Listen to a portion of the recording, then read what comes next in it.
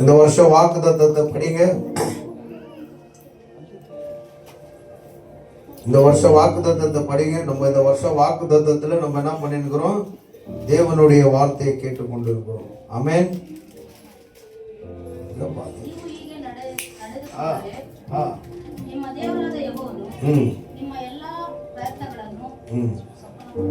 ಆಮೇನ್. ನೀವು ಹೀಗೆ ನಡೆದುಕೊಂಡರೆ ನಿಮ್ಮ ದೇವರಾದ ಯೆಹೋವನು ಎಲ್ಲಾ ಪ್ರಯತ್ನಗಳನ್ನು சபல ಮಾಡುವನು. நீங்க இப்படியாக நடந்துக்கனா, நீங்க இப்படி கேட்டீங்களா, நான் சொல்ற வார்த்தையை நீங்கள் கேட்டு நடக்கும்போது உங்களுடைய முயற்சிகளை நான் ஆசீர்வதிப்பேன். உங்களை நான் ஆசீர்வதிப்பேன். நீங்க ஏதோ ஒரு முயற்சி பண்றீங்க, ஏதோ ஒரு தேவை, அதுக்காக நீங்க போராடி இருக்கிறீங்க, அந்த போராட்டத்துல நான் ஜெயத்தை தருவேன் என்று ஆண்டவர் இந்த வருஷம் நமக்கு என்ன பண்ணாரு? 3000க்கு மேல இருக்கிற வாக்குத்தத்தத்துல இந்த வருஷம் நம்மளுக்கு ஒரு உறுதியான ஒரு வாக்குத்தத்தத்தை பைபிள்ல நம்ம பார்க்கும்போது 3000க்கு மேலே வாக்குத்தத்தங்கள் இருக்குது. ஆனா எல்லாமே ஆசீர்வாதம் தான், எல்லாமே வாக்குத்தத்தம் தான். ஆனா அதுல இருந்து ஒண்ணு நம்ம என்ன பண்றோம்? எடுத்து நம்மளை நாம் தைரியப்படுத்திக்கிறோம், நம்மளை நாம் என்ன பண்றோம்? பலப்படுத்திக்கிறோம். ஆவியானவர் அந்த வார்த்தைகளை கொண்டு நம்மளை என்ன பண்றார்? பலப்படுத்துகிறவரா இருக்கிறார். அல்லேலூயா, பிரைஸ் தி லார்ட். இந்த உலகத்துல என்ன ஆகுது? ஏதோ ஒரு தேவைகளுக்கோ, ஏதோ ஒரு பிரச்சனைக்கோ, ஏதோ ஒரு விஷயத்துக்கு நமக்கு ஒரு கொஞ்சம் பயம் வரும்போது யாரோ ஒருத்தர் நம்ம கூட இருக்கிறவங்க நம்மளை பலப்படுத்துவாங்க. நீ பயப்படாத, அப்படியெல்லாம் ஒன்றும் ஆகாது, தைரியமாயிரு, நீ பயப்படாத, உனக்கு கண்டிப்பா கிடைக்கும், நீ பயப்படாத, உனக்கு ஒன்றும் ஆகாதுன்னு பலப்படுத்துவாங்க இல்லையா? அல்லேலூயா. என்னன்னா அது ஒரு நாள் ஃபெயிலியர் ஆயிடும். ஆனா ஆண்டவருடைய வார்த்தை, தேவ ஆவியானவர் கொடுக்கிற வார்த்தை நம்மளை ஃபெயிலியர் ஆக்காது, அதை உறுதியாக்குறதா இருக்குது. அல்லேலூயா, பிரைஸ் தி லார்ட். அதுதான் ஆண்டவர் சொல்றாரு, நீங்க என்னுடைய வார்த்தையை கேட்கும்போது, நீங்க என்னுடைய பேச்சை கேட்கும்போது, வார்த்தை எங்க இருக்கிறது? பைபிள்ல வார்த்தை இருக்கிறது. அந்த வார்த்தை யாரா இருக்குது? அந்த வார்த்தை யாரா இருக்கிறது அப்படின்னு பார்த்தா ஆண்டவரா இருக்கிறார். ஆமென். ஆனா ஆதியில வார்த்தை இருந்தது, அந்த வார்த்தை தேவனிடத்தில் இருந்தது, அந்த வார்த்தை தேவனாக இருந்தார். அந்த வார்த்தை இல்லாமல் உண்டாக்கப்பட்டவைகளை ஒன்றுமே உண்டாக்கப்படவில்லை என்று பைபிள் யோவான் 1ஆம் அதிகாரத்தில் சொல்லப்படுது. ஆமென். அந்த வார்த்தையானவர் நம்ம மத்தியில மனித அவதாரத்தோடு வந்தார் என்று பார்க்கிறோம். ஆமென். அவர்தான் ஆண்டவராக இயேசு கிறிஸ்து. Price the Lord. அவர்தான் தேவன், அவர்தான் கடவுள். அவர் மனித அவதாரத்தை எடுத்து வந்தார். ஆமென். அந்த தேவன் தான் இந்த வார்த்தையை, இந்த வார்த்தை தான் அந்த தேவன். அப்போ இந்த வார்த்தை தேவனா இருக்கும்போது அந்த தேவன் சொன்ன காரியங்கள் நம்ம வாழ்க்கையில கண்டிப்பா நடக்கும். ಆಮೆನ್. அல்லேலூயா. அப்போ நம்ம போன ವಾರ ನಾವು ಹೋದ ವಾರ ನೋಡಿದ್ರಿ, ಏನಂತ ನೋಡಿದ್ರಿ? முதலாவது வாரம் நம்ம பார்த்தோம், ஆண்டவர் நீங்க இப்படி நடந்துக்குனா, இப்படி செய்தா, இப்படி நான் சொல்ற பேச்சை கேட்டா, அப்போ சில சாப்பிடுற பொருள், சாப்பிடுற விஷயங்களை பத்தி தேவன் பேசினார். எதை சாப்பிடணும், எதை சாப்பிடக்கூடாது, அருவருப்பான சாப்பாடை நம்ம சாப்பிடக்கூடாது அப்படின்னு பார்த்தோம். 2வது வாரத்துல அதே வார்த்தையை அந்த பைபிள்ல சொல்லப்பட்ட அந்த வார்த்தையை வைத்து நம்ம பார்க்கும்போது இவன் என்ன சொன்னார்? ஆண்டவர் காணிக்கை பத்தி பேசினாரு, தசம பாகம் பத்தி பேசினாரு. அந்த காணிக்கை தசம பாகம் யாருக்கு சேரணும்னா ஆரோனுக்கு, அப்படின்னா லேவியர் கோத்திரத்துக்கு, அப்படின்னா தேவனுடைய ஊழியக்காரர்களுக்கு அந்த காணிக்கை தசம பாகம் போய் சேரணும். எதுக்கு அவங்களுக்கு கொடுக்கணும்ன்ற ஆண்டவர் சொன்னார் அப்படின்னு நம்ம பார்த்தோம். எதுக்கு கொடுக்க சொன்னாரு? ಹಲೋ, ಯಾಕೆ ಕೊಡೋಕೆ ಕೇಳಿದ್ರು ಯಾಜಕರಿಗೆ, ಸೇವಕರಿಗೆ? ದೇವ್ರ ಸೇವೆ ಮಾಡೋರಿಗೆ ಕೊಡಬೇಕು. ಯಾಕೆ ಕೊಡಬೇಕು ಅಂದ್ರು? ಜೋರಾಗಿ ಹೇಳ್ಬೇಕು. அவருக்கு சொத்து தேவர் கொட்டில்ல. அல்லேலூயா. நல்லா கவனிங்க. அந்த எகிப்து தேசத்திலிருந்து தேவன் அவங்களை விடுதலை ஆக்கி போகும்போது, அந்த எகிப்து தேசத்திலிருந்து விடுதலை பண்ணி ஆண்டவர் கொண்டு போகும்போது ஆண்டவர் சொன்னார், எனக்கு ஒரு ஆலயத்தை கட்டு. அப்போ எந்த சிமெண்ட் கட்டடத்துல ஆலயத்தை கட்டல, இப்படி துணிங்களால கட்டினாங்க. அந்த அந்த துணி கூட என்ன துணி இருக்கணும், உள்ள எப்படி எந்த கயிறுனால அது கட்டப்படணும், ஒரு லிஸ்ட போட்டு மோசைக்கு ஆண்டவர் தராரு. அல்லேலூயா. என் ஆலயத்தை இப்படி கட்டணும், நான் சொல்ற இடத்துல நீங்க என்ன பண்ணணும், தங்கணும். எப்படி அங்கங்க துணியால டேராங்க போட்டு தங்கணும். எனக்கு ஒரு ஆலயத்தை துணியால கட்டணும். அந்த இடத்துல நான் வருவேன், நான் அந்த இடத்துல பிரசன்னமா இறங்குவேன். நான் இருக்கிற நாட்கள் மட்டும் அந்த ஆலயம் அங்கேயே தான் இருக்கும். அந்த பிரசன்னம் போயிடுச்சுனாக்கா கழட்டணும், ஆலயத்தை கழட்டி மறுபடியும் ஆண்டவர் சொல்வார் அந்த ஊருக்கு போனோம், மறுபடியும் அங்க போடணும். புரியுதுங்களா? அப்போ அந்த ஆலயத்துக்குள்ள வேலை செய்யறதுக்கிட்ட தேவன் அந்த ஒரு ஜனத்தை தேர்ந்தெடுத்தார். அந்த ஜனம் யாருன்னா லேவி கோத்திரத்தவர்கள் என்று பார்க்கிறோம். இந்த லேவி கோத்திரம் யார் அவர்கள் பார்த்தா மோசேயோட அண்ணனா இருப்பான். மோசே கூட ஒரு லேவியனா இருப்பான். அல்லேலூயா. இந்த லேவியர்கள் யார் என்றால் இந்த யாக்கோபுக்கு பொருந்த 12 பிள்ளைங்க. அந்த 12 பிள்ளைங்கள ஒருத்தர் லேவி என்று பெயர் உள்ளவனா இருப்பான். அந்த லேவிக்கு பொருந்த வம்சம்தான் தேவனுடைய ஆலயத்துல என்ன பண்ணும், பூஜாரியா இருக்கணும். என்ன மாதிரி பூஜாரியா இருக்கணும். இப்போ பாஸ்டர்ன்றீங்களே, அந்த மாதிரி அவங்க பாஸ்டரா அந்த காலத்துல இருந்தாங்க. அவங்க தான் இருக்கணும், அவங்க பிள்ளைங்க தான் இருக்கணும். அவங்க ஜெனரேஷன் அவங்க தான் ஆண்டவருடைய ஆலயத்துல என்ன பண்ணும், பூஜை பண்ணணும். அல்லேலூயா. புரியுதுங்களா? அப்போ ஆண்டவர் சொல்றாரு மோசேக்கு, நான் இந்த ஜனங்களை பாலும் தேனும் அறிகிற தேசத்துக்கு நான் என்ன பண்றேன், கொண்டு போறேன். பாலும் தேனும் அறிகிற தேசத்துக்கு இந்த ஜனங்களை கொண்டு போறேன். இது எங்க சொல்றாரு?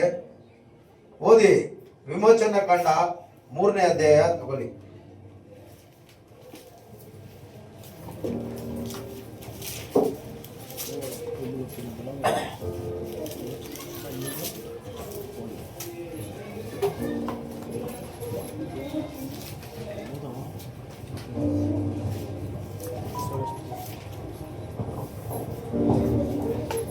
ಮೂರು ಏಳು ಓದಿ.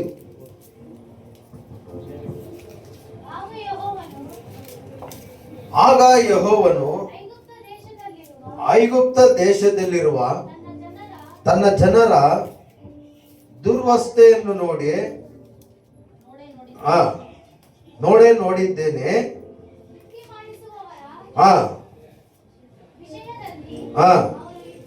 ಇಲ್ಲಿಂದ ಓದಿ, 6ರಿಂದ ಓದಿ.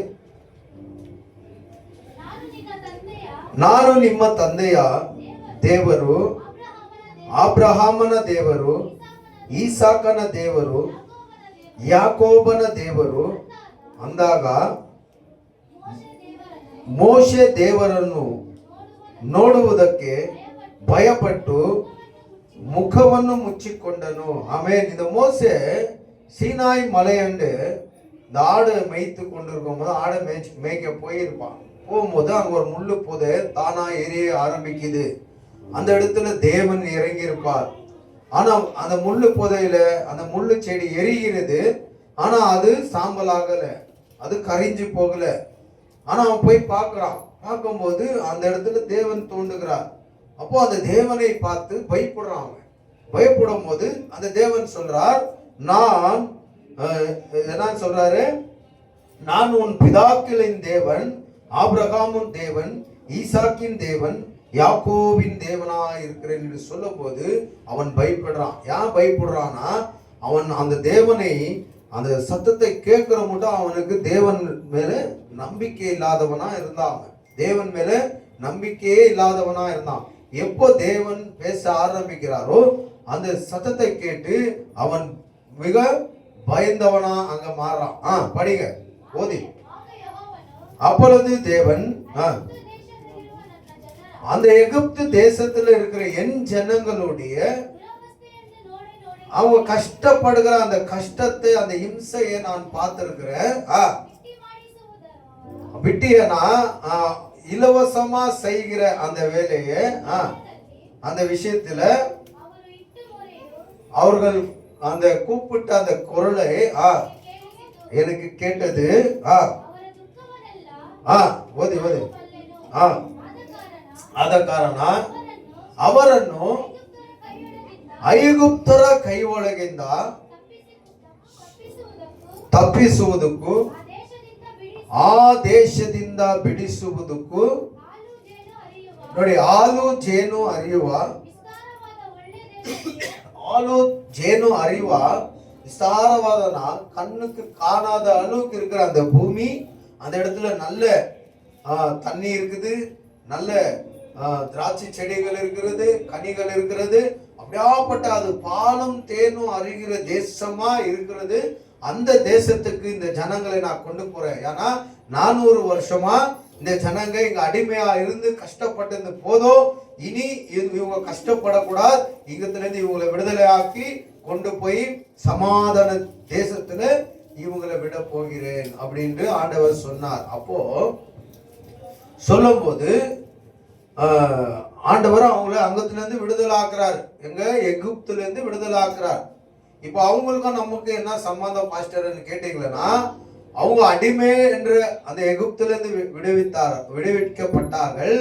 நாம் பாவம் என்ற அடிமைத்தனத்திலிருந்து நாம் இன்றைக்கு இயேசு கிறிஸ்து மூலியமா விடுதலை ஆகி இருக்கிறோம். ஆமென், அல்லேலூயா. இதுதான் வித்தியாசம். அவங்க அங்கத்துல இருந்து விடுதலை ஆனாங்க. அது நிரந்தரமான விடுதலை அல்ல. மறுபடியும் அவங்க பாவத்தில் இருந்தாங்க. ஆனா இன்றைக்கு இயேசுவை நம்பி, அவர் சிலுவையின் மரணத்தை நம்பி, அவர் சிந்தின அந்த ரத்தத்தை நம்பி, அவர் கொடுத்த அந்த ஜீவனை நம்பி, மீண்டும் 3ஆம் நாள் உயிர் தெழுந்து உயிரோடு வந்தாரே, அதை நம்பி அவர் பரலோகத்துக்கு போகிறார், மீண்டும் வரப்போகிறார் என்று அதை நம்பி இன்றைக்கு நீ நான் அவரை ஆராதிக்கிறோம். தெரியுமா? அதுதான் பாவத்திலிருந்து நம்மை அவர் விடுதலை ஆக்கி இருக்கிறார். அல்லேலூயா. இது நிரந்தரமான விடுதலை. ஆமென். அப்ப நீங்க கேட்கலாம், அப்ப நாங்க பாவம் செய்யறோமே, நாங்க பொய் சொல்றோமே, நாங்க தப்பு செய்யறோமே, அது ஆண்டவருக்கே தெரியும். நீ மாறவே மாற மாட்டேன். ஏன்னா உன் சரீரத்துல அந்த மாதிரி வாழ்ந்து இருக்குது. அல்லேலூயா. அதனால போய் வேணும்னு பாவம் செய்யாத. எவ்வளவு முடியுதோ அவ்வளவு கண்ட்ரோல் பண்ணி நம்ம பாவத்தை விடணும். ஆமென், அல்லேலூயா. ஏன்னா பாவத்தின் சம்பளம் மரணம் என்று பைபிள் சொல்லுது. ஆண்டவர் வருகை மட்டும் நம்ம அப்படியே வாழ்ந்து இருந்தோம்னு வைங்களேன், நம்ம அந்த மரணத்தை எதிர்பார்க்கிறோமா இருப்போம். அதனால அவர் வர்றதுக்குள்ள எவ்வளவு முடியுதோ நம்மளால அவ்வளவு விட்டு நாம் சுத்தமா வாழ நம்ம கத்துக்கணும். அல்லேலூயா, பிரைஸ் தி லார்ட். சரி, அது ஒரு பக்கம் இருக்கட்டும். இப்போ ஆண்டவர் மோசே மூலியமா அந்த அடிமைத்தனத்திலிருந்து அந்த ஜனங்களை விடுதலை ஆக்கினார். அது மட்டும் ஆண்டவருக்கு ஆலயமே இருக்குல்ல. அது மட்டும் என்ன இருக்குல்ல? ஆண்டவருக்கு ஆலயமே இருக்குல்ல. ஆனா ஆண்டவரை தெரிந்து கொண்டவர்கள் ஆராதிச்சு இருந்தாங்க. எப்படி ஆராதிப்பாங்கன்னா, மலைகள் மேலே போய் கல்லுகளை ஜோடிச்சு ஒரு பலிபீடத்தை கட்டி அது மேல ஆடோ ஏதோ ஒண்ணு வெட்டி கொளுத்தி ஹோமம் பண்ணி ஆராதனை பண்ணியிருந்தாங்க. ஆனா ஆலயத்துக்குள்ள 4 சுவருக்குள்ள தேவனே ஆராதனை பண்றது அந்த நாட்கள்ல இருக்குல்ல. இப்போ மோசே மூலியமா அந்த ஜனங்களை விடுதலை ஆக்கி கொண்டு வந்த பிறகு ஆண்டவர் சொல்றார், எனக்கு ஒரு ஆலயத்தை நீ என்ன பண்ணும்? கட்டணும். என்ன பண்ணும்? எனக்கு இது எங்க சொல்றாரு?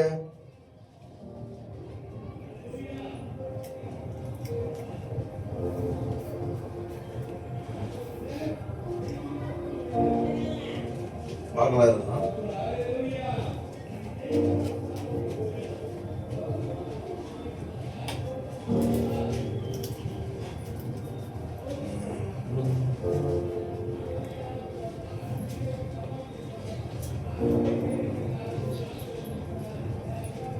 ಯಾರಿಗನ ಕೆಚ್ಚ ಅದೇ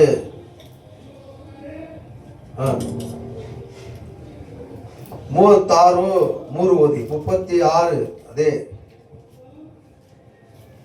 ವಿಮೋಚನ ಕಂಡ 36 3ರಿಂದ ಓದಿ. ಅವರು ದೇವ ಮಂದಿರವನ್ನು ನಿರ್ಮಿಸುವ ಕೆಲಸಕ್ಕೆ ಮೇಲಿಂದ ಓದಿ 2ರಿಂದ ಓದಿ.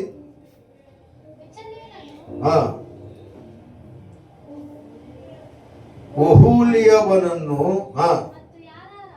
ಯಾರ ಹೃದಯದಲ್ಲಿ ಯೆಹೋವನು ಜ್ಞಾನವನ್ನು ಇಟ್ಟಿದ್ದನೋ ಯಾರನ್ನು ಈ ಕೆಲಸ ಮಾಡುವುದಕ್ಕೆ ಹೃದಯ ಪ್ರೇರಿಸಿತೋ ಆ ಜಾಣರೆಲ್ಲರನ್ನು மோசே தன்னை ಹತ್ತಿರಕ್ಕೆ கரிசிதனோ. அல்லேலூயா. யாராருக்கு தேவனால ஞானம் கொடுக்கப்பட்டிருந்ததோ, யாராருக்கு அந்த தேவனுடைய ஆலயத்தை கட்டுறதுக்காக அவங்க விருப்பப்பட்டவர்கள் அப்படின்னு சொல்லலாம், சந்தோஷமா அந்த வேலைகளை செய்கிறவர்கள் என்று சொல்லலாம். அப்படியாப்பட்டவர்களே மோசே என்ன பண்றாரு? தேர்ந்தெடுக்கிறாரு. மோசே ತನ್ನ ಹತ್ತಿರಕ್ಕೆ ಕರೆಸಿದನು. ಅವರು ದೇವರ ಮಂದಿರವನ್ನು ನಿರ್ಮಿಸುವ ಕೆಲಸಕ್ಕೆ ಇಸ್ರಾಯೇಲರು ತಂದಿಟ್ಟ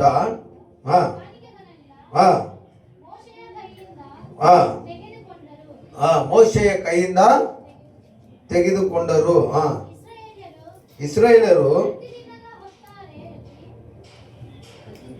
ಪ್ರತಿದಿನದ ಒತ್ತಾರೆಯಲ್ಲಿ ಮೋಶೆಯ ಬಳಿಗೆ ಬಂದು ಹೆಚ್ಚು ಕಾಣಿಕೆಗಳನ್ನು ಮನಪೂರ್ವಕವಾಗಿ ಕೊಡುತ್ತಿದ್ದರು. ಆಗ ದೇವ ಮಂದಿರದ ಕೆಲಸವನ್ನು ನಡೆಸುತ್ತಿದ್ದ ಆ ಜಾಣರೆಲ್ಲರೂ ತಮ್ಮ ತಮ್ಮ ಕೆಲಸವನ್ನು ಬಿಟ್ಟು ಮೋಶೆಯ ಬಳಿಗೆ ಬಂದು ಅವನಿಗೆ ಯೆಹೋವನು ಆಜ್ಞಾಪಿಸಿದ ಬೇಕಾಗಿದ್ದಕ್ಕಿಂತಲೂ ಬಹಳ ಹೆಚ್ಚಾಗಿ ಕಾಣಿಕೆಗಳನ್ನು ತರುತ್ತಿದ್ದರೆಂದು ಹೇಳಲಾಗಿ ಮೋಶೆ ದೇವ ಮಂದಿರದ ಕೆಲಸಕ್ಕಾಗಿ ಯಾವ ಪುರುಷನಾಗಲಿ ಸ್ತ್ರೀಯನ್ನಾಗಲಿ ಇನ್ನು ಮುಂದೆ ಯಾವುದನ್ನು ಸಿದ್ಧಪಡಿಸಬಾರದೆಂದು ಅಪ್ಪಣೆ ಮಾಡಿ ಪಾಳ್ಯದಲ್ಲಿ ಪ್ರಕಟಿಸಿ ಜನರ ಕಾಣಿಕೆಗಳನ್ನು ನಿಲ್ಲಿಸಿಬಿಟ್ಟನು. ಹಲ್ಲೆಲೂಯಾ. ಈಗ ನಾವು ಆದಿ ಖಂಡದಿಂದ ಈ ವಿಮೋಚನಾ ಖಂಡದವರೆಗೂ ನಾವು ನೋಡುವಾಗ ದೇವರಿಗೆ ಯಾವ ಒಂದು ಆಲಯ ಇದ್ದಿಲ್ಲ. ಆರಾಧಿಸುವವರು ದೇವರ ಶಬ್ದ ಕೇಳಿದವರು ಹಾಗೆ ಅವರು ಬೆಟ್ಟದ ಹತ್ರ ಅಲ್ಲಿ ಇಲ್ಲಿ ஆராதிஸ்தா இದ್ರು தேவரனா. ஆண்டவரை வணங்கி இருந்தாங்க. ஆலயம் என்றது கிடையாது. 1000 வருஷங்கள் தாண்டின பிறகு இந்த எகிப்து தேசத்திலிருந்து இந்த ஆபிரகாமுடைய சந்ததியை ரிலீஸ் பண்ணும்போது அந்த அங்கத்திலிருந்து வேற தேசத்துக்கு ஆண்டவர் கொண்டு போகும்போது ஆண்டவர் போற வழியில சொல்றாரு, எனக்கு ஒரு ஆலயத்தை கட்டு மோசேன்றாரு. அப்ப மோசே சொல்றாரு, உனக்கு ஒரு ஆலயத்தை கட்டணும்னா என்கிட்ட பணம் எதுவுமே இல்லையே, எப்படி கட்டுறது அப்படின்னு சொன்னா அதுக்கு ஆண்டவர் சொல்றாரு மோசேக்கு, என் ஜனங்களை நான் விடுவித்து கொண்டு வந்தனே, என் ஜனங்க கிட்ட போய் நான் சொன்னேன்ட்டு சொல்லு, அவங்க மூலியமா உனக்கு காணிக்கை கிடைக்கும். அந்த காணிக்கை மூலமா எனக்கு ஒரு குடாரத்தை ஆலயத்தை போடு கட்டு. நான் சொல்ற நாட்கள் மட்டும் அந்த ஆலயம் அங்க இருக்கணும். நான் சொன்ன பிறகு மறுபடியும் கழட்டணும். நான் சொல்ற இடத்துல மறுபடியும் போடணும். அந்த பாலும் தேனும் அறிகிற தேசத்துக்கு போகிற மட்டும் நீ இப்படியாப்பட்ட வேலை செய்யணும் எனக்காக அப்படின்ட்டு ஆண்டவர் சொல்றார் மோசேக்கு. இப்போ இந்த ஜனங்க இந்த எகிப்து தேசத்திலிருந்து விடுதலை ஆகி வரும்போது அந்த இடத்துல இருந்து பொண்ணு வெள்ளி ஆடு மாடு வட்டகம் இது எல்லாத்தையும் கொண்டு வந்தாங்க. எல்லா சொத்தை அந்த இடத்துல இருந்து கொண்டு வந்தாங்க அந்த தேசத்துல இருந்து. இப்ப மோசே சொல்லும் போது ஜனங்க நம்பி என்ன பண்றாங்க, அவங்க கிட்ட இருக்கிற துணிங்க ஆகட்டும், அந்த தோல் ஆகட்டும், வெள்ளி பொண்ணாகட்டும், காணிக்கைகளை கொண்டு வந்து கொடுக்குறாங்க. மோசே ஆண்டவரால நிர்மித்த ஜனங்களை அப்படின்னா தேவன் அவங்க ஒவ்வொருத்தருடைய இருதயத்துல பேசினார். பேசும்போது இந்த வேலைக்கு நான் செய்யறேன், என் வேலைகள் எல்லாம் விட்டுட்டு நான் உங்களுக்கு ஆண்டவருடைய ஆலயத்தை கட்டுறதுக்கு ஹெல்ப் பண்றேன்ட்டு ஒவ்வொருத்தனும் வந்தாங்க. அவங்க கூட இருக்கிறவங்க ஒவ்வொருத்தனும் ஆலயம் கட்டுறது ஒருத்தனால முடியுமா? காணிக்கை இருந்தா இல்ல, அது ஒரு 10 பேர் செய்தாதான் என்ன ஆகும். ஒருத்தர் பெயிண்ட் அடிக்கணும், நம்ம சர்ச்சில் ஒருத்தர் பெயிண்ட் அடிக்கணும், ஒருத்தர் டெக்கரேஷன் பண்ணோம், ஒருத்தர் இதை பண்ணோம், ஒருத்தர் இதை பண்ணோம். அப்படி பண்ணாதான் இந்த கிறிஸ்துமஸ்க்கு நம்ம என்ன பண்ணோம், ஒரு அலங்காரத்தை ஏற்படுத்தணும் இல்லையா?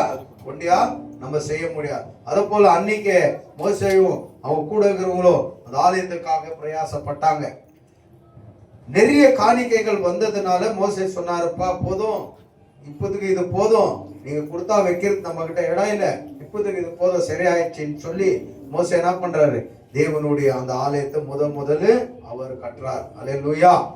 அதை கட்டும் போது அந்த ஆலயத்துக்குள்ள நான் சொன்னேன், அது பரிசுத்த ஸ்தலம், மகா பரிசுத்த ஸ்தலத்துக்குள்ள ஒரு பெட்டி இருக்கும். அந்த பெட்டிக்குள்ள ஆண்டவர் கொடுத்த கட்டளையும் அந்த பரலோகத்திலிருந்து தேவதூதர்கள் சாப்பிட்ட மன்னாவும் அந்த பொட்டிக்குள்ள இருந்தது. அந்த பொட்டி அங்க இருக்கும். அந்த பொட்டிக்கு இவங்க தூபத்தை போடுவாங்க. இது போடணும் என்றதுக்கு தேவன் மோசேக்கு சொல்றாரு, உன் அண்ணனான ஆரோன், அவன் லேவி, அந்த கோத்திரத்தார் தான் காலத்துக்கு என்னுடைய ஆலயத்துக்குள்ள பூஜைகளை செய்யணும். அவங்க புள்ளிங்க, அவன் செத்து மறைந்த பிறகு அவங்க புள்ளிங்க, அவங்க செத்து மறைந்த பிறகு அவங்க புள்ளிங்க, வம்சம் ஜெனரேஷனா என்ன பண்ணோம், இவங்க மாத்திரம் தான் இந்த ஆலயத்துக்குள்ள வேலைக்கு வரணும், வேற யாரும் இதுக்குள்ள அல்லோடு இல்லை அப்படின்ட்டு ஆண்டவர் சொல்லிடுறாரு. ஆண்டவர் சொன்னது போலவே அந்த மோசையோட அண்ணனான ஃபேமிலி அந்த ஆலயத்துக்குள்ள என்ன பண்றாங்க, வேலைகளை செய்யறாங்க, பூஜைகளை செய்யறாங்க. அல்லேலூயா. இப்போ ஆண்டவர் அங்கத்துல இருந்து அப்படியே 40 வருஷம், ஒவ்வொரு இடத்துல 2 வருஷம், ஒவ்வொரு இடத்துல 3 வருஷம், ஒவ்வொரு இடத்துல 5 வருஷம் ஆண்டவருடைய அந்த மகிமை அந்த ஆசாரிப்பின் குடாரத்தின் மேல இறங்கும் போது அங்கே தங்கும். வருஷ கணக்கில் ஆன பிறகு அந்த அவருடைய மகிமை வெளியே போன உடனே தெரிஞ்சிடும் ஆசாரியர்களுக்கு, ஆண்டவர் இங்கத்துல இருந்து போயிருக்கிறார் முன்னாடின்ட்டு. என்ன பண்ணுவாங்க, அதெல்லாம் கடகடன்னு கழட்டுவாங்க. கழட்டி மறுபடி ஆண்டவர் எங்க அந்த அட்ரஸ் சொல்றாரோ அந்த இடத்துல மறுபடி ஆலயத்தை கட்டுவாங்க. அவங்க அங்க டேராவை போட்டுவாங்க. ஆண்டவர் சொல்ற மட்டும் தேவனுடைய ஊழியத்தை அங்க செஞ்சுனே இருப்பாங்க. அல்லேலூயா. இப்படி காலமா அந்த 40 வருஷம் என்னாவது தாண்டினே போகும்போது இப்போ ஆண்டவர் மோசேக்கு சொல்றாரு, என்ன சொல்றாரு, உன் அண்ணனா நான் காண்கிற அந்த தேசத்துல உங்க அண்ணனான ஆரோனுக்கும் அவன் குடும்பத்துக்கும் நான் எந்த பூமியை என்ன பண்றதுல பகுந்து சொத்து அவனுக்கு கொடுக்க மாட்டேன். ஏன்னா காலத்துக்கும் என்னுடைய வேலையை அவனும் அவன் குடும்பத்தாரும் வம்சத்தாரும் தான் செய்யணும் என்று ஆண்டவர் கட்டளை போட்டுறார். அல்லேலூயா. அப்போ இப்போ இங்க படிக்கலாம் வாங்க. அரண்ய காண்ட 26 62 ஓதி.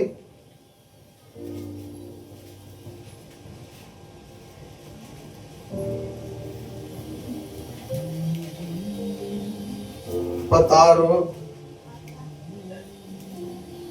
62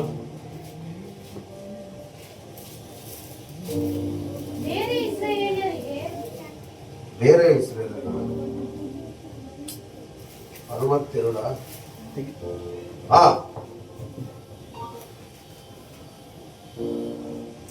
ಓದಿ. ಸ್ವಾಸ್ಥ್ಯ ದೊರಕಿದಂತೆ ಲೇವಿಯರಿಗೆ ಸ್ವಾಸ್ಥ್ಯ ದೊರೆಯದೆ ಹೋದುದರಿಂದ ಅವರು ಇಸ್ರಾಯೇಲರೊಡನೆ ಲೆಕ್ಕಿಸಲ್ಪಡಲಿಲ್ಲ. ಲೇವಿಯರ ಒಳಗೆ 1 ತಿಂಗಳು ಮೊದಲುಗೊಂಡು ಹೆಚ್ಚಾದ ವಯಸ್ಸುಳ್ಳ ಗಂಡಸರನ್ನು ಲೆಕ್ಕಿಸಲಾಗಿ ಅವರ ಸಂಖ್ಯೆ 23,000 ಅಲ್ಲೆಲೂಯಾ. ಇವಾಗ ಈ ಲೇವಿಯ ಗೋತ್ರದವ್ರನ್ನ ಎಣಿಸುವಾಗ ಎಷ್ಟು ಜನ ಇದ್ರಲ್ಲಿ, ಅವ್ರ ಫ್ಯಾಮಿಲಿ 23,000. ಅಲ್ಲೆಲೂಯಾ. ಈ 23,000 ಜನ, ಈ ಜನರಿಗೆ ದೇವರು ಯಾವ ಸೊತ್ತನ್ನು ಕೊಟ್ಟಿಲ್ಲ. ಹಾಲು ಜೇನು ಹರಿಯುವ ದೇಶಕ್ಕೆ ನೀನು ಕರ್ಕೊಂಡ್ ಬಾ ಅಂತ ಮೋಶೆಗೆ ಹೇಳಿದ್ರಲ್ಲ. ಹಾಲು ಜೇನು ಹರಿಯುವ ದೇಶ ಅಂದ್ರೆ ಆಶೀರ್ವಾದವಾದ ದೇಶ. ಅಲ್ಲಿ ಏನೇ ಬೆಳೆಸಿದ್ರು ಬೇಗ ಬೆಳೆದು ಬಿಡ್ತದೆ. ಅಲ್ಲೆಲ್ಲೂಯ. ಅಂತ ಒಳ್ಳೆ ದೇಶ ಅದು. ಆ ದೇಶಕ್ಕೆ ಜನರನ್ನು ಕರೆದುಕೊಂಡು ಹೋಗಿ ಬಿಡುವಾಗ ಎಲ್ಲರೂ ಆ ದೇಶನ ಹಂಚ್ಕೊಬಹುದು ಅಂದ್ರೆ ನೀನೇ ಸ್ಕ್ವೇರ್ ಫೀಟ್ ಲೆಕ್ಕದಲ್ಲಿ ಲೆಕ್ಕ ಮಾಡಿ ಕೊಟ್ಬಿಡು. ಭೂಮಿ ನಿನಗೆ ಮನೆಗೆ ಒಂದು 30-40 ಸೈಟು ನೀನು ವ್ಯವಸಾಯ ಮಾಡಕ್ಕೆ 1-2 ಎಕರೆ ಈ ರೀತಿ ಹಂಚ್ಕೊಟ್ಬಿಡು. ಆದ್ರೆ ಈ ಗೋತ್ರದಿಂದ 23,000 ಈ ಗೋತ್ರದಿಂದ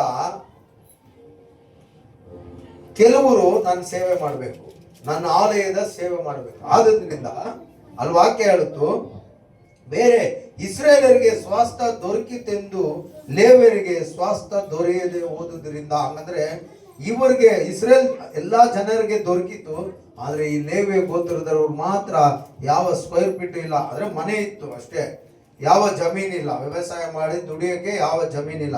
ಇವ್ರ ಕೆಲಸ ಏನಾಗಿತ್ತು? ದೇವರ ಆಲಯದಲ್ಲಿ ಬರೀ ಸೇವೆ ಮಾಡಬೇಕಾಗಿತ್ತು. ಹಲ್ಲೆಲೂಯ. ಆದ್ರಿಂದ ದೇವರು ಏನ್ ಮಾಡಿದ್ರು, ಮೋಶೆಗೆ ಹೇಳಿದ್ರು, ಎಲ್ಲಾ ಜನರು ಸೇರಿ, ಎಲ್ಲಾ ಜನರು ಅಂದ್ರೆ ಎಷ್ಟು ಜನ ಇದ್ದಿರ್ಬೋದು? ಇಸ್ರೇಲು ಐಗುಪ್ತ ದೇಶದಿಂದ ಬಿಡುಗಡೆ ಆಗಿ ಬಂದ್ರಲ್ಲ, ಎಷ್ಟು ಸಾವಿರ ಜನರು ಇದ್ರು ಅಂದ್ರೆ 6 ಲಕ್ಷ ಗಂಡಸರೇ ಇದ್ರು ಅಂತ ನಾವು ನೋಡ್ತೇವೆ. ಇನ್ನ ಹೆಂಗಸರು ಮಕ್ಕಳು ಕೋಟ್ಯಾನ್ ಲೆಕ್ಕದಲ್ಲಿ ಇದ್ದಿರ್ಬೋದು. ಹಲ್ಲೆಲೂಯ. ಈ ಇಷ್ಟು ಜನರು ಏನ್ ಮಾಡ್ಬೇಕು? ಈ ಆಲಯದ ಒಳಗೆ ಸೇವೆ ಮಾಡುವ, ಕೆಲಸ ಮಾಡುವ ಆ ಸೇವಕನಿಗೆ ಪ್ರತಿಯೊಬ್ಬರು ಕಾಣಿಕೆಗಳನ್ನು ತಂದು ಕೊಡಬೇಕು, ದಶಮ ಭಾಗವನ್ನು ತಂದು ಕೊಡಬೇಕು. ಆ ದಶಮ ಭಾಗ, ಆ ಕಾಣಿಕೆಯಿಂದಲೇ ಇವನ ಹೆಂಡತಿ ಮಕ್ಕಳು ಜೀವಿಸಬೇಕಂತ ದೇವರು ಮೋಶೆಗೆ ಹೇಳಿದ್ರು. ಹಲ್ಲೆಲೂಯ. Praise the Lord. ಅರ್ಥ ಆಯ್ತಾ? ಐಗುಪ್ತ ದೇಶದಿಂದ ಬಿಡುಗಡೆ ಆಗಿ ಬಂದ ಪ್ರತಿಯೊಬ್ಬರಿಗೂ ಹಾಲು ಜೇನು ಹರಿಯುವ ಕಾನಾನ್ ದೇಶವನ್ನು ಹಂಚಿಕೊಳ್ಳಲಿಕ್ಕೆ ದೇವರು ಹೇಳಿದ್ರು. ಆದರೆ ಆರೋನ್ ಕುಟುಂಬಕ್ಕೆ ಮಾತ್ರ ಏನಿಲ್ಲ, ಆಸ್ತಿ ಇಲ್ಲ. ಆದ್ರಿಂದ ಅವನ ಹೊಟ್ಟೆಪಾಡು ಏನಾಗ್ಬೇಕು? ಆಲಯಕ್ಕೆ ನೀವು ಜನಗಳು ತಂದು ಕೊಡುವಂತ ಕಾರ್ಯಗಳನ್ನೇ ಅವನು ತಿನ್ಬೇಕು. ಆಲಯಕ್ಕೆ ನೀನು ತಂದು ಕೊಡುವಂತ ಕಾಣಿಕೆಯಲ್ಲೇ ಅವನು ಅವ್ರ ಮಕ್ಕಳೆಲ್ಲ ಜೀವಿಸಿಕೊಳ್ಬೇಕು. ಹಲ್ಲೆಲೂಯ. ಅದು ದೇವರ ಅಪ್ಪಣೆ. ನೋಡಿ, ಇಲ್ಲೊಂದು ಮಾತು, ಗಲಾತ್ಯರ 6:6 ಓದಿ. ಏನು ಹೇಳಲ್ಪಟ್ಟಿದೆ? ಗಲಾತ್ಯರ 6:6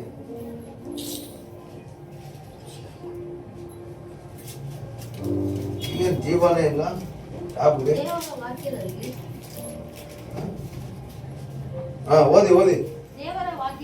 ದೇವರ ವಾಕ್ಯದಲ್ಲಿ ಉಪದೇಶ, ನೋಡಿ, ದೇವರ ವಾಕ್ಯದಲ್ಲಿ ಉಪದೇಶ ಹೊಂದುವವನು, ஆண்டவருடைய வார்த்தையிலே உபதேசம் பெற்றுக்கொள்ளுகிறவன். யார் உபதேசத்தை பெற்றுக்கொள்ளுகிறார்கள் ஆலயத்துக்குள்ள? ஹலோ, தமிழ்ல தானே சொல்றேன்.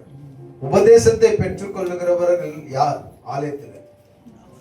ஜோரா சொல்லுங்க. உபதேசிக்கிறவர்கள் யார்? உபதேசிக்கிறவர்கள் பாஸ்டர்.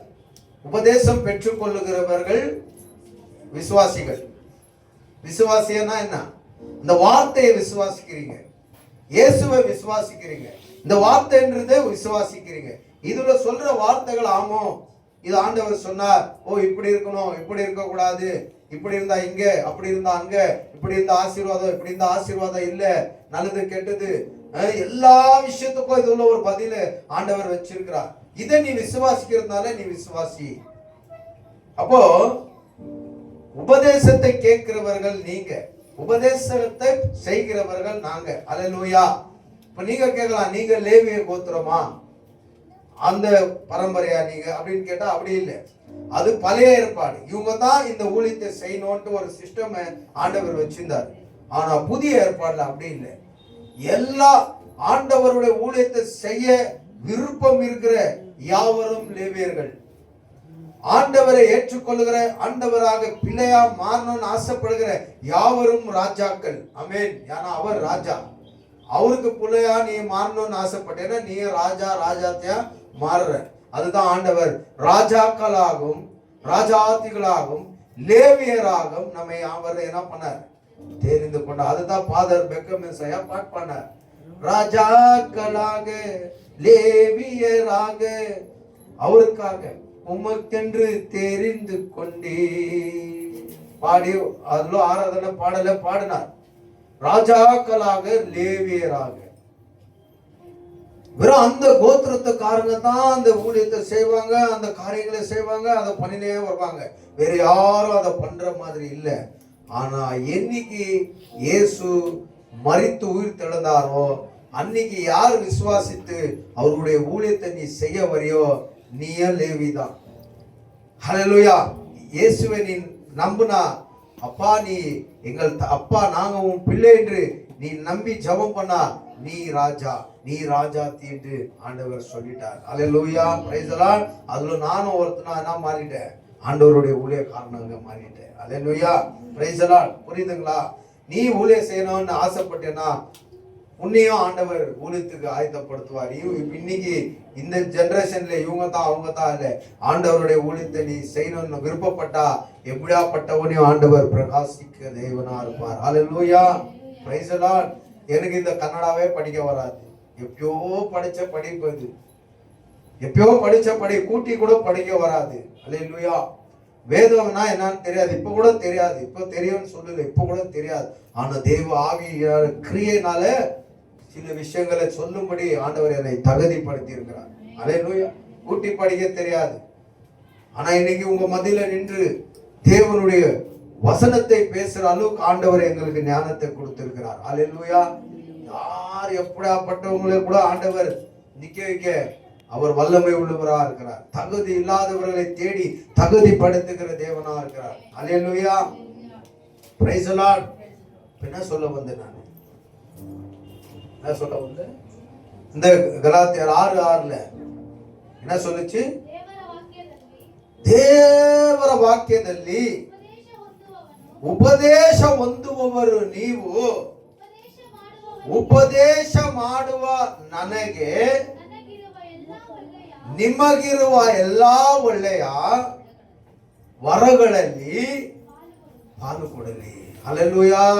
பாஸ்டர் என்ன நல்லா கீர் போடுறாரு இந்த வருஷம் கீர் போடுறாரு அப்படி நீங்க நினைக்க கூடாது. அப்போ இந்த கீர் போடுற வார்த்தையை நான் பேசலன்னா இதை நான் மறிச்சு உங்களுக்கு வச்சேன்னு அர்த்தம். அல்லேலூயா. இதை மறிச்சு வைக்கல, ஆண்டவர் இதை நமக்கு வேதமா கொடுத்திருக்கிறது. இது பேர் என்னது? சத்திய வேதம். என்ன சொல்லுது? உண்மையானது. அல்லேலூயா. சத்தியமானது, இது நிஜமானது. இந்த வார்த்தையை மூடி வைக்க அல்ல, 66 புஸ்தகத்தில் இருக்கிற வார்த்தைகளை மறிச்சு வைக்க அல்ல, அதுக்குள்ள இருக்கிற விஷயத்தை உங்களுக்கு சொல்லத்தான் ஆண்டவர் எங்களை மாதிரி ஆளுகளை ஆயத்தப்படுத்தி ஞானம் இல்லாத பைத்தியக்காரர்களை ஞானிகளா மாத்தி என்ன பண்றாரு, இங்க நிக்க வச்சு உங்களுக்கு பிரசங்கம் பண்றபடி ஆவியானவர் உதவி செய்கிறார். ஆவியானவருடைய உதவி இல்லைன்னா இந்த பிரசங்கத்தை செய்ய முடியாது. ஆவியானவருடைய கிரியை சகாயம் இல்லைன்னா இது என்னன்னு புரியாது. அல்லேலூயா, பிரைஸ் தி லார்ட். புரியுதுங்களா? ஆவியானவருடைய ஒத்தாசை இருந்தாதான், அந்த ஆவியானவருடைய செயல்பாடு இருந்தாதான், ஆவியானவர் நமக்குள்ள வேலை செய்தாதான் இந்த வியாக்கியானங்களை செய்ய முடியும், இல்லைன்னா செய்ய முடியாது. அல்லேலூயா. இந்த வார்த்தைகளை மறிச்சு வைக்கல, இதை வெளிரங்கமா போதிக்க இந்த வார்த்தை இருக்கிறது. Price the Lord. புரியுதுங்களா? அப்போ உபதேசம் கேட்கிற நீங்கள், தேவனுடைய வார்த்தை கேட்கிற நீங்கள், வார்த்தை சொல்லுகிற எங்களுக்கு எல்லா விஷயத்துல பங்கை கொண்டு கொடுக்கணும்னு இது ஒரு என்னது கட்டளை. அல்லேலூயா. என்னது இது சொல்லுங்க? ஆர்டர். ஆர்டருங்க. யார் போட்டு இந்த ஆர்டர்? லார்ட். அப்படின்னா ஆண்டவர், வானம் பூமியின் சர்வத்தையும் படைத்த தேவன், உன்னை என்னையும் படைத்த தேவன், உனக்கு மூக்கு, முகர, கண்ணு, காது எப்படி வைக்கணும் ஐடியாவோட வச்சு ஜீவனை கொடுத்திருக்கிறாரு. அந்த தேவன் பன்னிக்கு வைக்கிற மாதிரி நம்மளுக்கு வைக்கல. மாடு சாப்பிட்டு சாணி போடுற மாதிரி நம்மள வைக்கல. அல்லேலூயா. நம்மள ஒரு டீசென்டா ஆண்டவர் படைச்சிருக்கிறார் இல்லையா? டீசென்டா ஆண்டவர் நம்மள படைச்சிருக்கிறார். Price the Lord. படைச்சவர் போட்ட கட்டளை, உருவாக்கினவர் போட்ட கட்டளை. தேவன் சர்வ சிருஷ்டிக்கு எஜமானர். அவர் சர்வ சிருஷ்டிங்க. அப்படின்னா வானம், பூமி, வானத்தில் இருக்கிற இயற்கைகள், கிரகங்கள், காற்று, மலை, செடி, கொடி, இது எல்லாத்தையும் உருவாக்கின தேவன் அவர். ஆமென். அவர் போட்ட கட்டளை என்ன போட்டாரு? உபதேசம் கேட்கிற நீங்கள், உபதேசத்தை சொல்லுகிற எங்களுக்கு எல்லா விஷயத்துல பங்கை கொண்டு கொடுக்கணும். எல்லா விஷயம்னா எப்படி? உதாரணம் சொல்ற பாருங்க. அந்த சர்ச்சில் எங்க தங்கச்சி எங்க மச்சான் இருந்தாங்க. பார்த்துருக்கிறீங்களா? எங்க தங்கச்சி எங்க மச்சான் எத்தனை பேர் பார்த்துக்கிறீங்க? கையை தூக்கு. எல்லாம் பார்த்துக்கிறாங்க. சில்பா மாத்திரம் தான் பார்க்கல. அவங்க பொண்ணுக்கு கல்யாணம் ஓடி இருக்குது, யூடியூப்ல ரன்னிங்ல போய் நிக்குது, போட்டோம் பார்த்துக்கிட்டோம். அவங்க பொண்ணுக்கு கல்யாணம் குறிச்சிட்டாங்க. காசு இல்லை, பணம் இல்லை. சொல்லுவாங்க பணம் இல்லை ஜபம் பண்ணிக்க, பணம் இல்லை ஜபம் பண்ணிக்க அப்படின்ட்டு உரிமையா அண்ணன்ட்டு உரிமையா வந்து பேசுவாங்க. ஜபம் பண்ணிருக்கிறோம். ஆண்டவர் ஜபத்தை கேட்கிறார். ஒரு நாள் இந்த ஜபம் கேட்கப்பட்டது. வந்து சொல்றாங்க, ஆண்டவர் ஜபத்தை கேட்டு எங்க ஓனரம்மா சொன்னாங்கப்பா,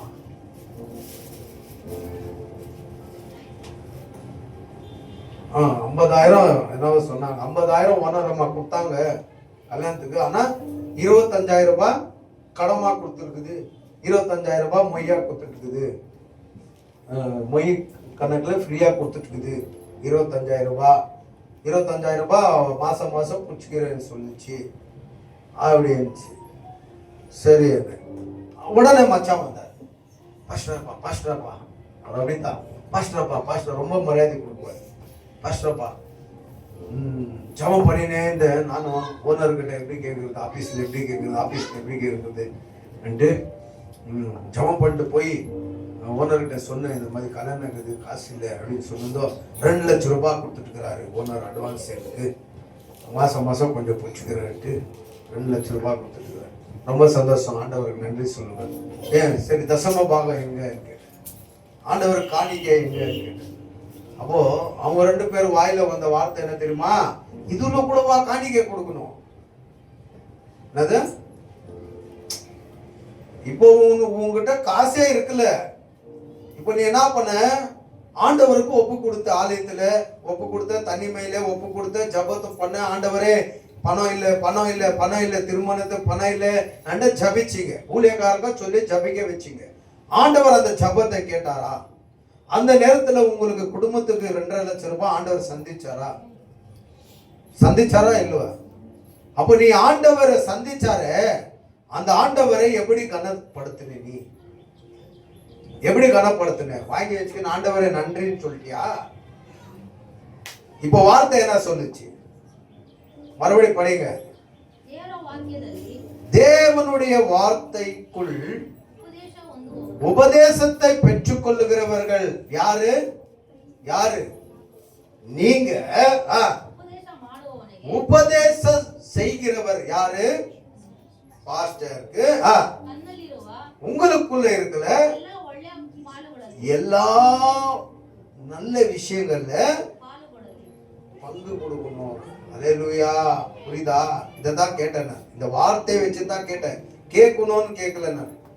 ஆனா அவங்களுக்கு தெரியல, நம்ம சொன்னா புரிஞ்சுக்குவாங்க அப்படின்னு நினைச்சேன். அவங்க சொன்ன வார்த்தை அதுதான். என்னான்ட்டு இதுல கூட பங்கு கொடுக்கணுமா? நான் ஓகே, உங்க இஷ்டம், யாருக்கும் வழிகட்டாயம் இல்லை. வார்த்தை சொல்லுச்சு, இந்த வார்த்தையின்படி நான் உங்களுக்கு தெரிஞ்சோ தெரியலையோ அதை பத்தி நான் சொன்னேன். அது கொடுக்கறது விடுறது அது உங்க இஷ்டம்னு சொல்லி விட்டுட்டேன். அல்லேலூயா. இதை ஏன் சொன்ன தெரியுமா? நானும் ஒரு சர்ச்சில் உங்களை மாதிரி தான் உபதேசத்தை கேட்கிறவனா இருந்தேன், நான் என் மனைவி புரியுங்க. அல்லேலூயா.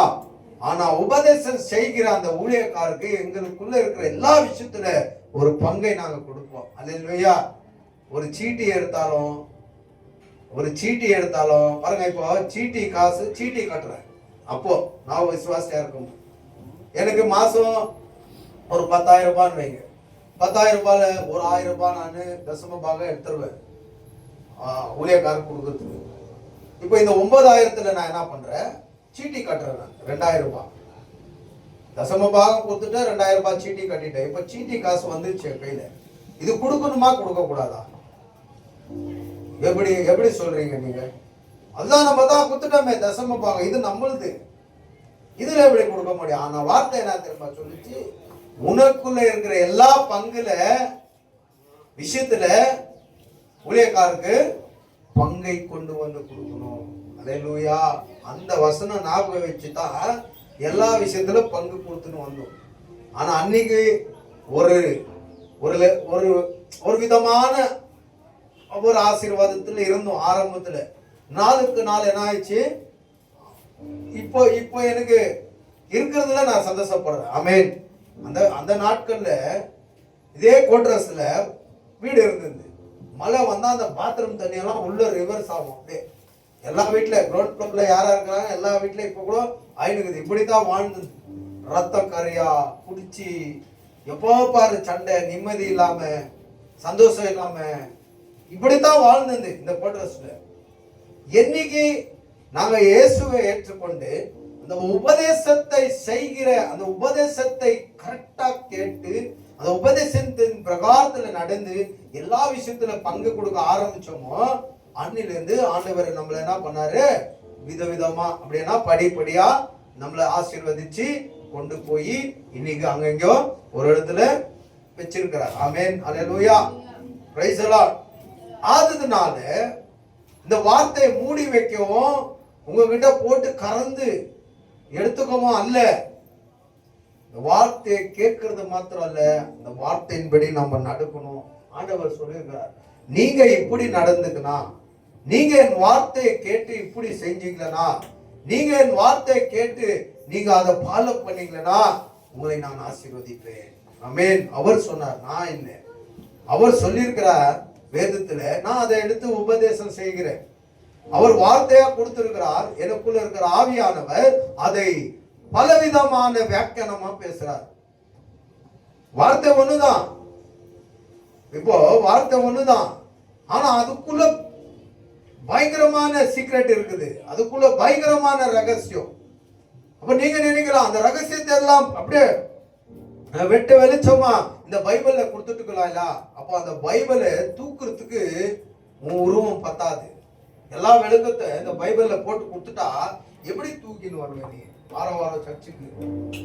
அது அளவில்லாதது அளவுக்கு. அதுதான் வேதம் சொல்லுகிறது, அதோடைய ஆழமும் அகலமும் தேடிப்பாரு, கிடைக்காது அவ்வளவு ஈஸியா. அவ்வளவு அகலம் அவ்வளவு ஆழம். இப்படி கொடுத்துட்டாருன்னு ஆண்டவர் நம்ம கதி எப்படி 10 கணக்குல இருக்கும். தூக்கி சுமந்து லாரியில தான் எடுத்துன்னு வரணும். ஞாயிற்றுக்கிழமை சர்ச்சுக்கு அது ஓபன் பண்றதுக்கு ஜேசிபியோ கிரெயினோ வேணும். மறுபடியும் மடிச்சு மறுபடியும் லாரியில தான் எடுத்துன்னு போனேன் நீ. அதனால வார்த்தை ஒண்ணுதான், அதுக்குள்ள வாக்கியானம் பலவிதமா நீளமா இருக்கும். அதை ஆவியானவர் வெளிப்படுத்துவார். ஆமென். இதுதான் உபதேசம்ன்றது. இந்த உபதேசத்தை கேட்கிற நீங்க, உபதேசம் செய்கிற ஊழியக்காரங்களுக்கு எல்லா விஷயத்துல என்ன பண்ணோம், பங்கு கொடுக்கணும். Price the Lord. Praise the Lord. 2 வாங்கி இதுலயும் பங்கு கொடுக்கணுமான்னு சொன்னாங்க தெரியுமா? இப்போ எவ்வளவு செலவாயிருக்கும் அவங்களுக்கு தெரியும். ஹாஸ்பிட்டலுக்கு இஷ்டம் ஆயிடுச்சு 6 லட்சம் செலவு பண்ணலாம். எவ்வளவு லட்சம்? 6 லட்சம் செலவு பண்ணாங்க. அவங்க செலவு பண்ணாங்க, ஹாஸ்பிட்டலுக்கு அட்மிட் ஆனாங்க. சந்தோஷப்பட்டு பேசல நான். நீ அன்னைக்கு எல்லா விஷயத்துல பங்கு கொடுத்திருந்தா இன்னைக்கு நீ ஆண்டவரை கேள்வி கேட்டிருக்கலாம். நான் தான் எல்லா விஷயத்துல உண்மையா இருந்தேனே, ஏன் எனக்கு இவ்வளவு செலவு இன்னைக்கு நீ கேள்வி கேட்க முடியும். ஆனா இன்னைக்கு கேள்வி கேட்க முடியாது. ஏன்னா நீ அன்னைக்கு கடவுளை ஏமாத்துன, இன்னைக்கு கடவுள் கொஞ்ச நேரம் அப்படியே திரும்பிக்கிறார். அவ்வளவுதான் விஷயம். புரியுதுங்களா? புரியுதுங்களா? அல்லேலூயா. அப்ப உபதேசம் கேட்கிற நீங்கள், உபதேசம் செய்கிற எங்களுக்கு எல்லா விஷயத்துல பங்கை கொண்டு வந்து கொடுக்கணும். எழுதி வச்சுக்கணும். பின்னாடி இருக்கிறவங்க சொல்றேன், பின்னாடி அவன் சாவி என் கையில தான் இருக்கு. நான் மனசு வச்சாதான் எல்லாமே முடியும். Price the Lord. இருக்கட்டும். ஹல்லேலூயா. இங்க உட்கார்ந்து ஜெபம் பண்றேன் நான். வண்டியா நீங்க இங்க உட்கார்ந்து ஜெபம் பண்றேன். ஆண்டவரே, ஊழியக்காரா எங்களை தெரிஞ்சுக்கினீரு, ஆனா எங்க வீட்லயே ஏன் ப்ராப்ளம்? ஒரு பக்கம் பொண்ணுக்கு வாரம் வாரம் இன்ஜெக்ஷன் போடணும், 2700 ரூபாய் வாரம் வாரம் 10,000 மேல ஆயிடுது மாசத்துக்கு. ஒரு பக்கம். இன்னொரு பக்கம் கர்ப்பமே அடியாத இன்னொரு பொண்ணு அப்படின்னு ஜெபம் பண்ணும்போது ஆண்டவரை இங்க வெளிப்படுத்துறாங்க. ஒரு ஸ்திரீ, அன்னாள் என்ற ஸ்திரீ, தனக்கு குழந்தை இல்லை, ஆனா ஆலயத்துல போய் ஜபிக்கிறான். ஜபிக்க ஜபிக்க ஒரு நாள் அந்த ஜபம் கேட்கப்படுது. ஜபம் கேட்கப்படுது. சாமுவேல் என்று வெளிப்படுத்துறாரு. உனக்கு ஒரு குமாரன் பிறப்பான், சாமுவேல். இங்க ஜபம் பண்ணும் போது பர்ஃபெக்டான தரிசனம் கண்டேன். நான் அதை போய் சொல்றேன். ஃபர்ஸ்ட் எங்க வீட்டுல போய் சொன்னேன். ஜபம் பண்ண ஆண்டவர் சொல்லிட்டாரு, குமாரனை கொடுக்க போறாராம், சாமுவேல் என்று பேரிடு அப்படின்னு சொல்லிட்டுக்கிறாருன்னு சொல்லிட்டேன். சொல்லி ஒரு வாரம் ஆச்சு என்னவோ அல்வா, சொல்லி ஒரு வாரம் ஆயிருக்கும், 4-5 நாள் ஒரு வாரம் ஆயிருக்கும்னு நினைக்கிறேன். இப்படி ஆண்டவர் தரிசனத்தை கொடுத்திருக்கிறாரு அப்படின்ட்டு. இவங்க ஒரு வாரம் விட்ட பிறகு ஏதோ ஒரு செக்அப் போய்க்கிறாங்க. போனா அவங்க சொல்லிட்டுக்கிறாங்க, நீங்க குழந்தை பெக்கிற பாக்கியத்தை பெற்றிருக்கிறீங்கன்னு சொன்னாங்க. எனக்கு இந்த நியூஸ் வந்தா ஆண்டவரே உமக்கு ஸ்தோத்திரம்னு சொன்னேன். சொல்லிட்டேன், அவங்களுக்கு சொல்லிட்டேன், பெக்கிறவங்களுக்கு சொல்லிட்டேன். இப்படி சொல்லிட்டுக்கிறாங்க, ஆண்டவரே எனக்கு சொல்லிட்டாரு, குமாரனை கொடுக்க போறார், சாமுவேல் என்று பேரிடு. இல்ல இல்ல இல்ல, நாங்க ஆல்ரெடி புக் பண்ணி வச்சுக்கிறோம் பேரு. இல்ல இல்ல, ஆல்ரெடி நான் புக் பண்ணி வச்சுக்கிறேன். அப்போ உபதேசத்தை கேட்கிற நீங்கள், உபதேசம் செய்கிற எங்களை என்ன பண்றீங்க? அவமானப்படுத்துறீங்க. இவ்வளவு நாள் அந்த விஷயம் இல்ல, இவ்வளவு நாள் இல்ல. ஆண்டவர் மனசு வச்சிருந்தா பர்மனண்டா இல்லாத பண்ணிட்டுக்குவாரு. ஆனா சில நேரத்தில் ஆண்டவர் தடை பண்ணுவார். சில விஷயங்களை ஆண்டவர் தடை பண்ணி வைக்குவார். அல்லேலூயா. அது ஆசீர்வாதமா இருக்கட்டும், எதனா இருக்கட்டும், தடை பண்ணி வைப்பார். ஆனாலும் அவர் வாக்குத்தத்தத்தின் போல அதை நிறைவேற்றுவார். அல்லேலூயா. இதுவரைக்கும் நான் கவலையே பட்டிருந்தேன். அன்னைக்கு இன்னைக்கு கூட நியூஸ் வரும், போடா ஏன் போடா அப்படி கேர்லெஸ்ஸா இருப்பேன்னா, 100 வயசுல ஒரு ஆபிரகாமுக்கு ஒரு மகனை பெற்ற சக்தி ஆண்டவர் கொடுக்கிறாருன்னா, 99 வயசுல ஒரு சாராளுக்கு, ஒரு கேள்விக்கு குழந்தை பாகியத்தை கொடுக்கிறாருன்னா, உங்களுக்கு கொடுக்காத விட்டுருவாரா அப்படின்ற ஒரு நம்பிக்கை தாட் எனக்குள்ள இருந்துச்சு. நான் ஒரு ஊழியக்காரன், என் குடும்பத்தை நீ ஆசீர்வதிப்பேன்னு சொன்னேன். சங்கீதம் 128 என்கிற பிள்ளைகளை நீ பாப்பா என்று வாக்குத்தத்தத்தை கொடுத்திருக்கிறேன். அந்த வாக்குத்தத்தம் என்றைக்கும் விழுந்து போகாது. அது வாக்குத்தத்தம் என்றைக்கும் தோக்காது, அது ஜெயிக்கும். அது தேவனுடைய வார்த்தை. ஆமென். இந்த வார்த்தைகளை ஞாபகம் வச்சுக்கின்னு சோதனை பண்ணிக்கின்னு ஜாலியா தான் இருந்தோம். அல்லேலூயா. ஏற்ற காலத்துல ஆண்டவருடைய சித்தத்தின் பிரகாரத்துல என்ன பண்ணாரு? ஆசீர்வதிச்சிருக்கிறாரு. அதை நம்ம அவமதிக்க கூடாது. புரியுதுங்களா? ஒருவேளை சும்மா சொல்றேன், ஒரு பெண் குழந்தை பெத்தை எடுத்துச்சின்னு வைங்க, நம்ம பொண்ணு என்ன பண்றான்? அவங்க எதை ஆசைப்பட்டாங்களோ அந்த பேரை வச்சுக்கிட்டோம். அல்லேலூயா, பிரைஸ் தி லார்ட், அல்லேலூயா. இல்லையா? அதுக்கு தான் அவங்க என்ன பண்ணியிருக்கிறாங்க, பொட்ட புள்ளிக்கு தான் அவங்க ஒரு பேரை ஆயத்தப்படுத்தி வச்சிருக்கிறாங்க. இல்லையா? வச்சுக்கோ. ஆனா பிறந்துட்டா என்ன பண்றாங்க? ஆண்டவருடைய வார்த்தையை நம்புங்க. இல்லையா? ஆண்டா முறைக்கு ரெடி. ஹல்லேலூயா. ஆண்டவருடைய வார்த்தையை நம்புங்க. புரியுதுங்களா?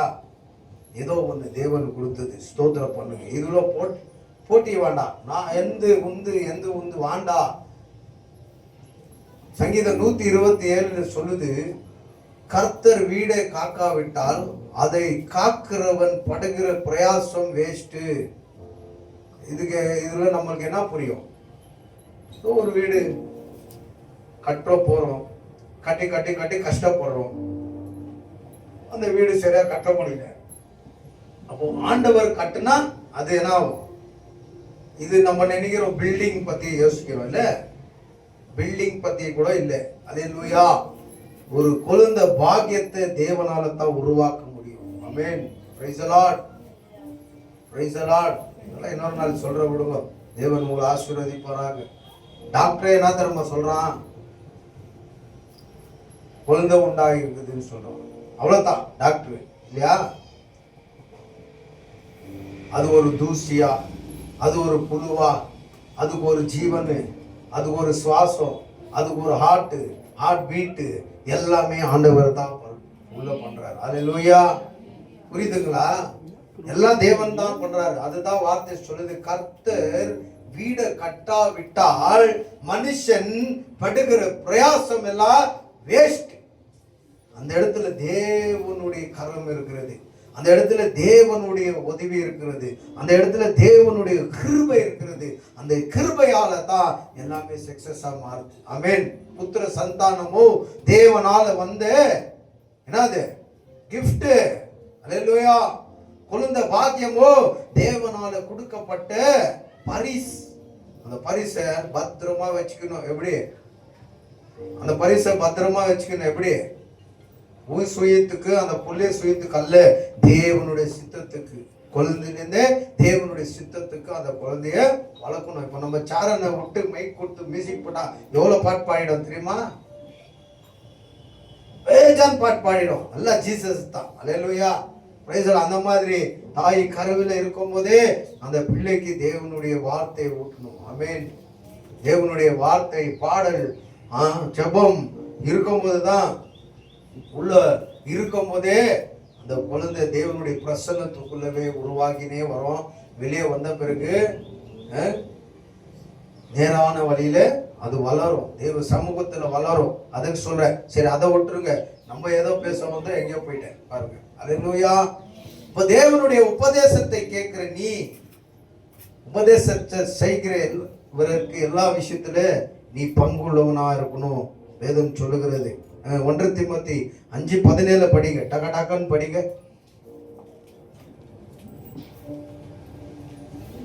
1 தீமோத்தி 5:17 படிங்க.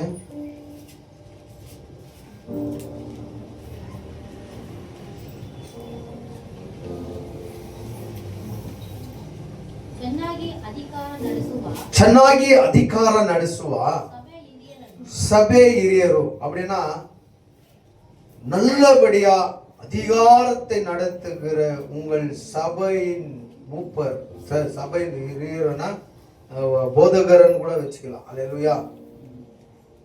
ಚೆನ್ನಾಗಿ ಅಧಿಕಾರ ನಡೆಸುವ. ಈ ಸಭೆಯಲ್ಲಿ ಯಾರು ಅಧಿಕಾರ ನಡೆಸ್ತಾರೆ? சர்ச்சுக்குள்ள அதிகாரம் நடத்துகிற பவர் யாருக்கிட்ட இருக்குது? யாருக்கிட்ட இருக்குது? உங்ககிட்டயா? யாருக்கிட்ட இருக்குது? யாருக்கிட்ட இருக்குது? ஊழியக்காரர்கிட்ட இருக்குது. ஏன்னா ஊழியக்காரர் நின்று இருக்கிற ஸ்தானமே வேற, அந்த ஸ்டேஜே வேற. அல்லேலூயா. இந்த ஸ்டேஜே வேற. இந்த ஸ்டேஜுக்கு ஒரு மதிப்பு இருக்குது, அந்த ஸ்டேஜ் மேல நின்று பேசுவதற்கும் ஒரு மதிப்பு இருக்குது. இல்லைங்களா? Price the Lord. என்ன மதிக்கிறதுனால தான் நீங்க எல்லாம் இங்க வந்து உட்கார்ந்து நிக்கிறீங்க. இல்லைன்னா போயாயோ நீ யாரு, எனக்கு என்ன வேலை இல்லையான்னு சண்டே நீங்க போய் தலைக்கறியோ போட்டியோ வாங்கி இன்னைக்கு மஸ்தா அரைச்சி சாப்பிட்டு டிவி பாஸ் ப்ரோக்ராம் ரொம்ப நிறைய இருக்குது சண்டே, அதை பண்ணியிருப்பீங்க. எங்களை ஆண்டவரை விசுவாசிச்சு இந்த இடத்துல போதனை நடக்குது, போதிக்கிறார், ஒரு போதகர் இருக்கிறார் என்ற என்ன மதிச்சதுனால தான் நீங்க வந்து உட்கார்ந்து நிக்கிறீங்க. இல்லையா?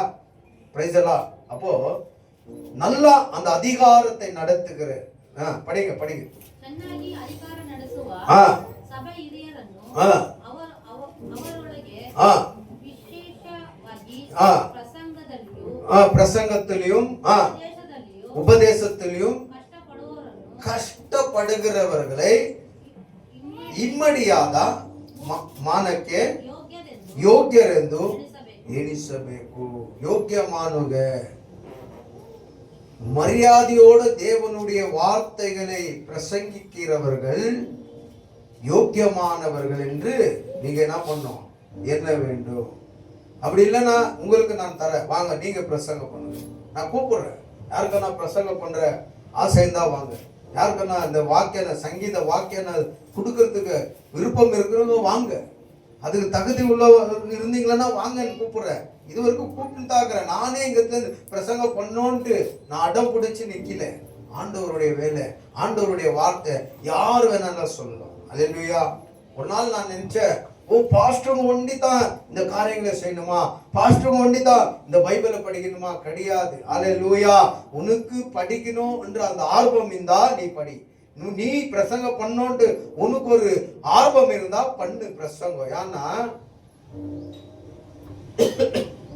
வேதத்துல வசனம் இருக்குது, பேசுகிற வாய்களை கட்டக்கூடாது, கடிவாளத்தை போடக்கூடாது, குதிரையின் வாயை எத்தினா அப்படின்னா மாட்டோடைய வாயும் கட்டி கண்ணுக்கு கடிவாளம் போடக்கூடாது. பார்த்துருக்கீங்களா? குதிரை ஓட்டின்னு போறான் பாரு இந்த ஜட்கா வண்டியில, அந்த குதிரைக்கு பாத்தீங்களா கண்ணுக்கிட்ட எல்லாம் ஒரு பெல்ட் போட்டுக்குவான் இல்லையா? அது மாத்திரம் இல்ல, வாய்க்கு ஒரு பை கூட கட்டிடுவான், அதுல பில்லு இருக்கும், அது மேய்ஞ்சிக்கினே போயினே இருக்கும். இந்த கண்ணுக்கிட்ட இதெல்லாம் போட்டுக்கிறது எதுக்கு தெரியுமா? அது அங்க இங்க பார்த்துட்டு ஓடிடக்கூடாதுன்ட்டு. அது நேரான வழியில டிரைவர் எங்க ஓட்டுறாரோ அந்த குதிரையும் நேரான வழியில போகணும்னு தான் அந்த கடிவாளத்தை போடுறாங்க. புரியுதா? அவன் என்னத்துக்கு போடுறான் கடிவாளத்தைனா, கடிவாளம் இல்லைன்னா அது போயினே இருக்கும் வண்டியில. அங்கெங்கயோ ஒரு பெண் குதிரை அப்படின்னு மேய்ஞ்சின்னு போகும்போது பார்த்துட்டு உடா தம்பி அப்படி ஓடிச்சுன்னா அது ரோடை தாண்டி இதெல்லாம் லாரி கீரி வந்து மோதிடும். இவனும் அடிப்படும், குதிரையும் நஷ்டமடையும், வண்டியும் நஷ்டமடையும் தான் கடிவாளத்தை போடுறான் ஸ்ட்ரைட்டா போட்டு. ஆனா வேதத்தின் பிரகாரத்துல நீ செய்ய வரியா, உனக்கு நான் கடிவாளத்தை போடக்கூடாது அப்படின்னா, ஏய் நீ இதெல்லாம் தேவையில்லை, இதெல்லாம் பண்ணாதே, நீ நான் பேசுறேன் நீ உக்காந்து அதை ஒன்றே கேளு அப்படின்ட்டு கடிவாளத்தை போடக்கூடாது. உனக்கு பேச ஆண்டவருடைய வார்த்தையை பேச விருப்பம் இருந்தா கேளு. நானும் ஆண்டவருடைய வார்த்தையை பேசணும், ஆண்டவருடைய ஊழியத்தை செய்யணும் அப்படின்னு உனக்கு விருப்பம் இருந்தா கேளு.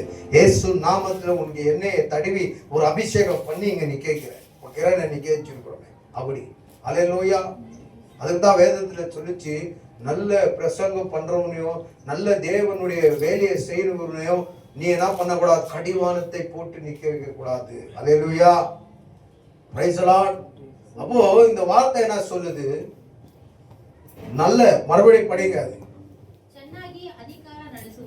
நல்லபடியா அதிகாரத்தை நடத்துகிறவ ஊழியக்காரனு அப்படின்னா, அதிகாரம்னா இப்போ ஒரு பேரண்ட்ஸ் வராங்க, சபையில இருந்து வராங்க, பாஸ்டர் என் பையன் சொல்ற பேச்சையே கேட்க மாட்டேங்கிறான், தரத்துக்காகிறான், நான் என்ன சொன்னாலும் கேட்க மாட்டேங்கிறான் அப்படின்னும் போது நான் அதிகாரத்தோட அவனை திட்டுறேன். ஏய் இதெல்லாம் பண்ணக்கூடாது, இதெல்லாம் செய்யக்கூடாது, நாய்மா இருக்க கத்துக்கொண்டு ஒரு அதிகாரத்தை போடுறேன் இல்லையா? அப்படியே ஒரு பேரண்ட்ஸ் வராங்க, என் பொண்ணு சொல்ற பேச்சே கேட்க மாட்டேங்குது இப்படி அப்படின்ட்டு, அதுக்கு நான் அதிகாரத்தோட நான் மிரட்டி சரியான வழியில போனோன்ட்டு நம்ம ஒரு அதிகாரத்தோட பேசுறோம் இல்லையா? தேவனுடைய வார்த்தையிலையும் உபதேசத்திலையும் உங்களை கவுன்சிலிங் கொடுக்கறதுலயும் அந்த அதிகாரத்தை நடத்துகிற நாங்கள் ஓதி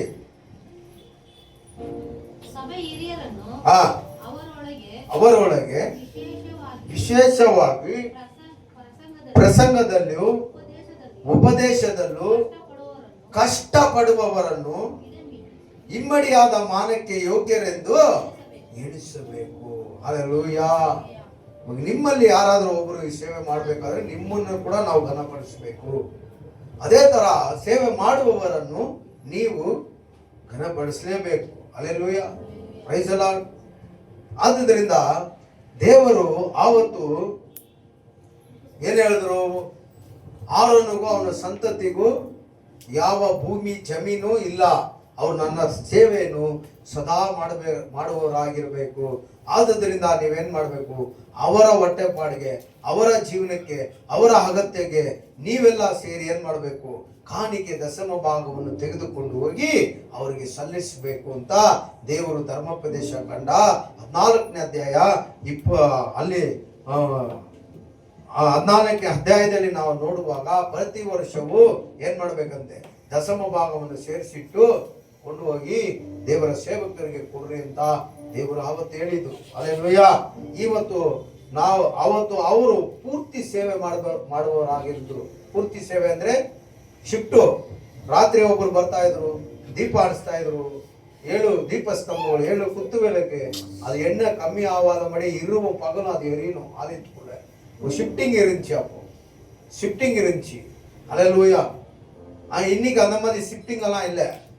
எல்லாம் கிருபையா மாறிச்சு. கிருபை கிருபை கிருபைன்ட்டு எல்லாமே கிருபை கிருபை கிருபைன்ட்டு இயேசு மேல பழி போட்டுன்னு போயிடுவோம். அல்லேலூயா. ஆனா இரவு பகலும் எரியணும். என்ன எரியணும்னா நமக்குள்ள துதி ஸ்தோத்திர பலிகள் எரிஞ்சுட்டே இருக்கணும். உக்காந்தா ஸ்தோத்திரம், ஏஞ்சிக்கினா ஸ்தோத்திரம், சாப்பிட்டா ஸ்தோத்திரம், வேலை பண்ணா ஸ்தோத்திரம், வண்டி ஓட்டினா ஸ்தோத்திரம் ஸ்தோத்திரம், இரவும் பகலும். ஏன்னா இன்னைக்கு ஆலயம்ன்றது கட்டடத்துக்குள்ள இல்லை. ஆண்டவர் சொன்னார், நீங்க என்னுடைய ஆலயம், உங்களுக்குள்ள நான் வந்து வாசம் செய்கிறேன். அப்போ அந்த வெளுக்கானது இன்றைக்கும் நமக்குள்ள நம்முடைய ஆலயத்துக்குள்ள எரியணும்னா ஸ்தோத்திரம் ஸ்தோத்திரம் எரிஞ்சினே இருக்கணும். அல்லேலூயா. Praise the Lord. அன்னைக்கு சொன்னா அவங்க ஃபுல் டைம் ஊழியம். அதனால அவங்களுக்கு காணிக்கை தசம பாகத்தை நீங்க வந்து கொண்டு வந்து கொடுக்கணும் அவங்க தேவைக்கு. ஆனா இன்னைக்கு நம்மளது ஃபுல் டைம் சேவை இல்லை. இது ஒரு பார்ட் டைம் ஊழியம் மாதிரி ஆயிடுக்குது. சண்டேஸ் மாத்திரம் வந்து ஆராதனை பண்ணி வார்த்தையை கொடுத்து போறேன். இது பார்ட் டைம் ஊழியமா இருக்கிறது. என்னைக்கு ஜனங்களுடைய காணிக்கையில என் தேவைகள் சந்திக்கப்படுதோ அன்னைக்கு தான் என் வேலையெல்லாம் விட்டு வருவேன். அது மட்டும் நான் வரமாட்டேன். அது மட்டும் நான் ஏமாந்து போவேன். எனக்கு விருப்பம் இல்லை. அல்லேலூயா. புரியுதா? அது மட்டும் நான் வேலை பண்ணினே தான் இருப்பேன். மோசே சொன்னார், கொண்டு வந்ததெல்லாம் ஐயோ போதப்பா, இதுக்கு மேல வைக்கிறதுக்கு இடமே இல்லை. அந்த அளவுக்கு ஆவரம் மட்டும் என்னுடைய டியூட்டி ஓடினே தான் இருக்கும். என்னைக்கு உங்க மூலியமா நான் ஆசீர்வதிக்கப்படணும் அன்னைக்கு அதுக்கு ராஜினாமே. அதுக்கு என்ன பண்ணோம்? ராஜினாமா கடிதம் எழுதி, இனிமே இந்த டியூட்டி ஜாப் உலகத்தின் காரியமே எனக்கு வேண்டாம், தேவனுடைய ஊழியம் அப்படின்னா 24 hours ஊழியம், முழு ஊழியம். என்ன பண்ணுவேன்? அதுல கூட கேளுங்க, என்ன பண்ணுவேன்? காலையில வருவேன் ஒரு 6 மணிக்கு, ஒரு ஹவர் 2 ஹவர் ஜபம் பண்ணுவேன், நேரா போவேன், நாஸ்டா பண்ணுவேன், தூங்குறது தான். மறுபடியும் 1 மணிக்கு ஏஞ்சிக்குவேன், வீட்டிலே உட்காந்து ஒரு 1/2 hour ஜபம் பண்ணுவேன், சோறு போடுவேன், சாப்பிடுவேன், கொஞ்ச நேரம் பைபிள் படிக்குவேன், மறுபடியும் என்ன பண்ணுவேன்? தூங்குறது தான். மறுபடியும் சாயந்தரம் என்ன பண்ணுவேன்? தூங்கி ஏஞ்சி உடனே காப்பி டீ குடிச்சிட்டு சர்ச்சில் எதனா ஆராதனை தான் வந்து நடத்திட்டு உங்களை எவ்வளவு திட்டணுமோ வார்த்தையில வச்சு திட்டிட்டு, ஏன்னா இன்டைரக்டா திட்ட முடியாது, இன்டைரக்டா உங்களை கடிந்து கொள்ள முடியாது, இப்படித்தான் பண்ண முடியும். அல்லேலூயா. உங்களுக்கு போதிச்சுட்டு புத்தி சொல்லிட்டு என்ன பண்ணுவேன்? மறுபடியும் போவேன், சாப்பிடுவேன். இதுதான் முழு ஒளியும். அல்லேலூயா. அப்போ உபவாசம் பிரேயர் இருக்கும், பாஸ்டிங் பிரேயர் இருக்கும், புதன்கிழமை பிரேயர் இருக்கும், வெள்ளிக்கிழமை பிரேயர் இருக்கும். ஏன்னா எனக்கு தான் வெளியத்துல இன்னொரு எஜமானுக்கு நான் வேலையை செய்யலையே, படிச்சவருக்கு நான் வேலைக்காரனா இருக்கிறேனே. ஆமென். அல்லேலூயா. அந்த நாள் வரணும்னு நான் ரொம்ப ஆர்வமா காத்திருக்கிறேன். அந்த நாள் அதி சீக்கிரத்துல வரணும்னு நான் எதிர்பார்த்து கொண்டிருக்கிறேன். ஏன்னா என்னை அழைத்தவருக்காக, இந்த ஜீவன் இருக்கிற நாட்கள் மட்டும் என்னை அழைத்தவருக்காக இந்த சரீரத்தோடு, இந்த ஆத்மாவோட, இந்த பெலனோட அவருக்கு சமர்ப்பணிக்கணும். ஒரு நாள் வேலை செய்யும் போது யோசிப்பேன், ஒரு டென்ஷன், வேலைக்கார, ஆண்டவரே அழைச்சவர் நீர், உனக்கு இவ்வளவு கஷ்டப்படாது, இந்த உடம்பை தூக்கிட்டு வந்து இங்க போட்டு, இந்த கையெல்லாம் நோவு, எனக்கு இந்த கையெல்லாம் ஷோல்டர் கழுத்து கிழத்தெல்லாம் போயிட்டு இருக்குது, எனக்கு டேமேஜ், இவ்வளவு டேமேஜ் உலகத்துக்காக பண்ணிருக்கிற ஆண்டவரே, அழைச்சவர் உமக்கு பண்ண ஆண்டவரே என்று கூட நான் நிறைய டைம் வேலை மேலேயே ஜபம் பண்ணியிருக்கிறேன். அல்லேலூயா. அந்த நாள் வரணும், அந்த நாள் சீக்கிரம் வரணும்ட்டு நான் எதிர்பார்க்கிறேன். ஏன்னா சரீரத்துல உயிர் இருக்கிறதுக்குள்ளவே அவர் கொடுத்த வேலையை பரிபூர்ணமா செய்து முடிச்சிடணும். ஆமென். Praise the Lord. அதனால அருமையான தேவ ஜனமே, வார்த்தை அப்படி சொல்லுது. இன்னொரு வார்த்தையை படிங்க, 1 தெசலோனிக்கேயர் 5ஆம் அதிகாரம் 12-13 படிங்க.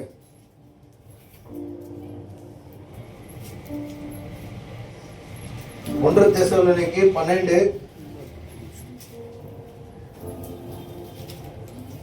5-12 படிங்க. சகோதரரே, யார் உங்களுக்குள்ள பிரயாசப்பட்டு கர்த்தருடைய காரியங்களை உங்கள் மேலே முக்கியம் அப்படின்னா தலைவரா இருந்து உங்களுக்கு புத்தி சொல்லுகிறாரோ அவர்களை நீங்க என்ன பண்ணும்? போனீங்க. அவங்களுடைய வேலையின் நிமித்தம் அவரை அன்போடு அதிகமா கனப்படுத்த வேண்டும் என்று உங்களை நான் வேண்டிக் கொள்கிறேன். இது போல் சொல்ற வார்த்தை. ஆமென். தெசலோனிக்கா சபையார். ஆமென். உங்களுக்குள்ள பிரயாசப்பட்டு உங்களுக்கு புத்தி சொல்லுகிற உங்கள் ஊழியக்காரை நீங்கள் என்ன பண்ணும்? மரியாதை கொடுக்கணும். கவனிங்க. அவர் என்ன சொல்றாரு? கவனிங்க. அவருக்கு அதிகமா அன்போட நீங்க என்ன பண்ணும்? சன்மானம், மரியாதை. ஆனா இயேசு சொன்னார் மத்தாயா 15 நினைக்கிறேன், நான் எங்க இருக்கிறேனோ என் ஊழியக்காரன் அங்க இருப்பான். ஆமென். Praise the Lord. அப்போ ஊழியக்காரனை நீங்க கனப்படுத்தல, இயேசு கிறிஸ்துவை கனப்படுத்துறீங்க. ஊழியக்காரன் நீங்க அன்பு செய்யல, இயேசு கிறிஸ்துவை நீங்க அன்பு செஞ்சிருக்கிறீங்க. ஊழியக்காரன் உங்களுக்கு புத்தி சொல்ல, ஊழியக்காரன் மூலமா தேவ ஆவியானவர் பேசுறாரு, அந்த வார்த்தையை நீங்க கேட்கிறீங்க. அல்லேலூயா. ஆததுனால நீங்க என்ன பண்ணுங்க? உங்களுக்குள்ள பிரயாசப்பட்டு உங்களுக்கு தேவனுடைய காரியங்களை சில விஷயங்களை சொல்லுகிற ஊழியக்காரரை நீங்கள் என்ன பண்ணுங்க? கனப்படுத்துங்க. எல்லா விஷயத்துல, இந்த விஷயத்துல அந்த விஷயத்துல இல்ல, எல்லா விஷயத்துல கனப்படுத்துங்க. அல்லேலூயா. Praise the Lord. அப்புறம் அவ்வளவுதானா? உங்களுக்குள்ள சமாதானமா இருங்க. Price the Lord. அந்த சமாதானத்தை கொண்டு வந்து கொடுக்கத்தான் இயேசு கிறிஸ்துவே இந்த பூமிக்கு வந்தார். அதான் எபிரேயர் 13:17 சொல்லுது, உங்களுடைய ஊழியக்காரருடைய வார்த்தை கேளுங்க, ஏன்னா அவங்க உங்களுடைய ஆத்துமாக்களை கணக்கு ஆண்டவருக்கு ஒப்பு கொடுக்கணும். ஊழியக்காரர்களை வெசலத்தோட அல்ல, சந்தோஷத்தோட பார்த்து கொள்ளுங்க. ஆமென். எல்லா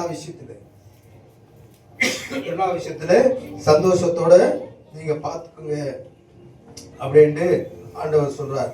அப்புறமா ಧರ್ಮೋಪದೇಶ ಕಾಂಡ 14:28 ಓದಿ, ಪಟಾಪಟ ಅಂತ ಓದಿ, 28ರಿಂದ ಓದಿ.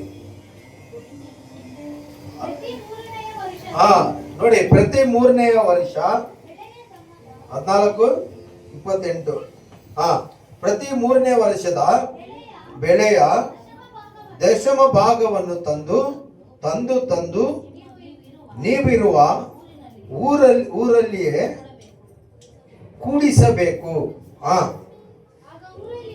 ಆಗ ಊರಲ್ಲಿರುವ ಅನ್ಯ ದೇಶದವರು, ತಾಯಿ ತಂದೆ ಇಲ್ಲದವರು, ವಿಧವೆಯರು,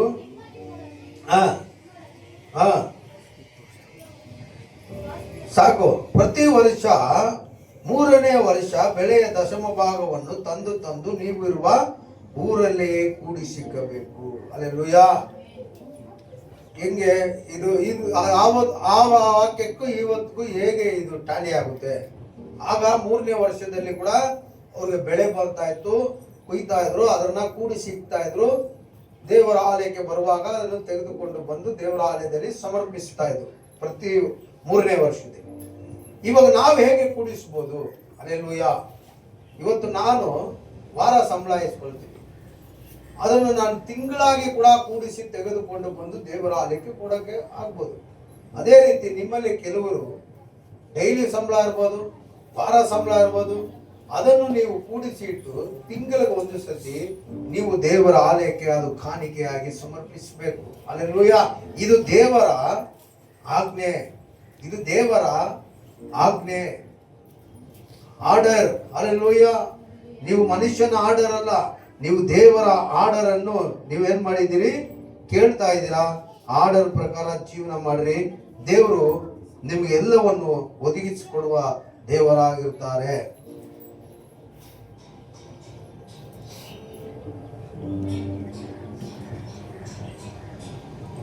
26:12 ಕೊನೆಯದಾಗಿ ಓದ್ಬಿಡಿ. 26:12 ಧರ್ಮೋಪದೇಶ ಕಾಂಡ.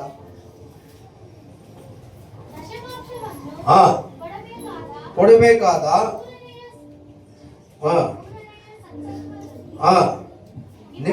ನಿಮಗುಂಟಾದ ಆದಾಯ ದಶಮ ಭಾಗವನ್ನು ಪ್ರತ್ಯಕ್ಷಿಸಿದಾಗ ನಿಮ್ಮ ಊರುಗಳಲ್ಲಿರುವ ಲೇವಿಯರು, ಪರದೇಶಿಗಳು, ತಾಯಿ ತಂದೆ ಇಲ್ಲದವರು, ವಿಧವೆಯರು ಉಂಡು ಸಂತೋಷವಾಗಿರು ಅದನ್ನು ಅವರಿಗೆ ಕೊಡಬೇಕಲ್ಲ. ಹಲ್ಲೆಲೂಯ. ಆ ಲೇವಿಯರಿಗೆ ಕೊಡಬೇಕು, ಆ ಯಾಜಕರಿಗೆ ಕೊಡಬೇಕು. ಆ ಯಾಜಕರ ಮೂಲಕ ಅನೇಕರಿಗೆ ಅದು ಪ್ರಯೋಜನವುಳ್ಳದಾಗಿರುತ್ತೆ. ಪರದೇಶಿಗಳಿಗೆ, ದೇವರನ್ನು ಅರಿಯದಿರ ಇರುವ ಪರದೇಶಿಗಳು ಅಂದ್ರೆ ಊಟ ಇಲ್ದಿರ, ನೀರಿಲ್ದ, ಬಟ್ಟೆ ಇಲ್ದಿರ ಬದುಕಿರ್ತಾರಲ್ಲ, ಅಂಥವರಿಗೆ ನೀವು ಕೊಡುವ, ಲೇವಿಯರಿಗೆ ಕೊಡುವ ಆ ದಶಮಾಂಶ ಕಾಣಿಕೆಯ ಮೂಲಕ ಅನೇಕರಿಗೆ ಅದು ಪ್ರಯೋಜನವುಳ್ಳದಾಗಿರುತ್ತೆ. ನಾವು ಏನ್ ಮಾಡಿದ್ವಿ, ಕ್ರಿಸ್ಮಸ್ಗೆ ಎಲ್ಲರ ಹತ್ರ ಕಲೆಕ್ಟ್ ಮಾಡಿ ಏನ್ ಮಾಡಿದ್ರಿ, ಒಳ್ಳೆ ಒಂದು ಬಿರಿಯಾನಿ ಮಾಡಿ ಏನ್ ಮಾಡಿದ್ರಿ, ನೀವು ತಂದು ಕೊಟ್ರಿ ಯಾಜಕರು. ಆ ಯಾಜಕರು ಅದನ್ನ ಊಟವಾಗಿ ಬದಲಾಯಿಸಿ ಅಲ್ಲಿ ಡಮಾಲೇಷನ್ ಆಗಿದ್ದ ಆ ಜನರಿಗೆ ಏನಾಯ್ತು, ಒಂದು ಒಳ್ಳೆ ಆಹಾರ ಹೋಯ್ತು. ಅದೇ ತಾ ಅವತ್ತು ದೇವರು ಹೇಳಿದ್ರು, ನೀವು ಕೊಡುವಂತ ಕಾಣಿಕೆ ದಶಮ ಭಾಗ ಮೂಲಕ ಇನ್ನೊಬ್ಬರ ಕೊರತೆ ನೀಗುತ್ತೆ. ನೀವು ಕೊಡುವ ಕಾಣಿಕೆ ದಶಮ ಭಾಗ ಮೂಲಕ ಇನ್ನೊಬ್ಬರ ಅಗತ್ಯಕ್ಕೆ ಅದು ಸಂಧಿಸಲ್ಪಡುತ್ತೆ. ಇವಾಗ ಸಡನ್ ಆಗಿ ಯಾರ ಹತ್ರ ದುಡ್ಡಿಲ್ಲ, ಏನೋ ಒಂದು ಮೈ ಹುಷಾರಿಲ್ಲ, ಏನೋ ಒಂದು ಹಾಸ್ಪಿಟಲ್ಗೆ ಹೋಗ್ಬೇಕು, ಒಂದು 500,000 ಬೇಕು, ಯಾರ ಹತ್ರ ಕೇಳಕ್ಕಾಗುತ್ತೆ? ಪಾಸ್ಟರ್ ಹತ್ರ ಕೇಳಿದ್ರೆ ಅವ್ರು ಕೊಡ್ತಾರೆ ಅಂತ ಒಂದು ನಂಬಿಕೆ ಇರುತ್ತೆ ಅಲ್ವಾ? ಅವಾಗ ಬಂದು ಕೇಳುವಾಗ ನಾನಿಲ್ಲ ಅಂದ್ರೆ ಎಷ್ಟು ಬೇಜಾರಾಗುತ್ತೆ. ಒಂದೊಂದು ಟೈಮ್ ನನ್ನ ಹತ್ರ ಇರಲ್ಲ, ಒಂದೊಂದು ಟೈಮ್ ಇರುತ್ತೆ, ಒಂದೊಂದು ಟೈಮ್ ಶುದ್ಧವಾಗಿರಲ್ಲ. ಹಲ್ಲೆಲೂಯಾ, ಪ್ರೈಸ್ ದಿ ಲಾರ್ಡ್. ಆದ್ರಿಂದ ಆ ದುಡ್ಡು ಇನ್ನೊಬ್ಬರಿಗೆ ಅದು ಪ್ರಯೋಜನವಾಗುತ್ತೆ. ಅಂತ ದೇವರು ಅವತ್ತು ಹೇಳಿದ್ರು, ನೀನು ಕೊಡುವ ಕಾಣಿಕೆ ದಶಮ ಭಾಗ ಮೂಲಕ ಪರದೇಶಿಗಳು ಕೂಡ ಅದು ಏನಾಗುತ್ತಂತೆ, ಲೇವಿಯರು ಪರದೇಶಿ ತಾಯಿ ತಂದೆ ಇಲ್ಲದವರು ವಿಧಿವೇರು ಉಂಡು ಸಂತೋಷವಾಗಿರುವಂತೆ ಅದನ್ನು ಅವರಿಗೆ ನೀವು ಕೊಡಬೇಕಲ್ಲ. ಹಲ್ಲೆಲೂಯಾ. ಇಲ್ದಿರೋವರೆಗೂ ಅದು ಯೂಸ್ ಆಗ್ಲಿಕ್ಕೆ ನೀವೇನ್ ಮಾಡ್ಬೇಕು, ಆ ಲೇವಿಯರಿಗೆ, ಆ ಯಾಜಕರಿಗೆ, ಆ ಪಾಸ್ಟರ್ಗಳಿಗೆ, ಉಪದೇಶ ಮಾಡುವವರಿಗೆ, ಉಪದೇಶ ಕೇಳುವವರಾದ ನೀವು ಅದನ್ನು ಒದಗಿಸಬೇಕು ಅಂತ ದೇವರು ಹೇಳ್ತಾ ಇದ್ದಾರೆ. Amen, hallelujah. ವಾಕ್ಯ ಕೇಳಿದ್ದೀರಾ, ಒಂದಿನ ಬರುತ್ತೆ ಎಲ್ಲಾ ವಿಷಯದಲ್ಲಿ ಪಾಲ್ ಕೊಡಬೇಕಾಗುತ್ತೆ. ಅವತ್ತು ಮರೆತು ಬಿಡ್ಬೇಡಿ ಈ ವಾಕ್ಯ. Hallelujah, praise the Lord. Already ಒಬ್ರು ಆ ವಾಕ್ಯನ ತಿರಸ್ಕರಿಸಿ 6 ಲಕ್ಷ ತಗೊಂಡೋಗಿ ಹಾಸ್ಪಿಟಲ್ ಬಿಲ್ ಕಟ್ಟಿದ್ದಾರೆ. ನನ್ನ ಕಿವಿಗೆ ಬಿತ್ತು, ನಾನು ಕೇರ್ ಮಾಡಿಲ್ಲ. ಯಾಕೆ ಮಾಡಿಲ್ಲ? ನೀನು ಆವತ್ತು ಏನ್ ಬಿತ್ತಿದ್ರೆ ಇವತ್ತು ಕುಯ್ದಿದ್ಯಾ. ನೀನು ಆವತ್ತು ಬಿತ್ತಿದ್ರೆ ಇವತ್ತು ನಿನಗ ಅದು ನಿಜಾನೇ. ನಾವು ದೇವ್ರ ಹತ್ರ ಕೇಳ್ಬೋದಾಗಿತ್ತು, ಯಾಕೆ ದೇವರೇ ಹಿಂಗಾಯ್ತು, ನಾವು ಪರ್ಫೆಕ್ಟ್ ಆಗಿದ್ರಲ್ಲ ಅಂತ ನಾವು ಕೇಳ್ಬೋದು. ದೇವರು ನಿಮ್ಮನ್ನು ಆಶೀರ್ವಾದ ಮಾಡಲಿ. ಎಲ್ಲ ಎದ್ದು ನಿಂತ್ಕೊಳ್ಳೋಣ.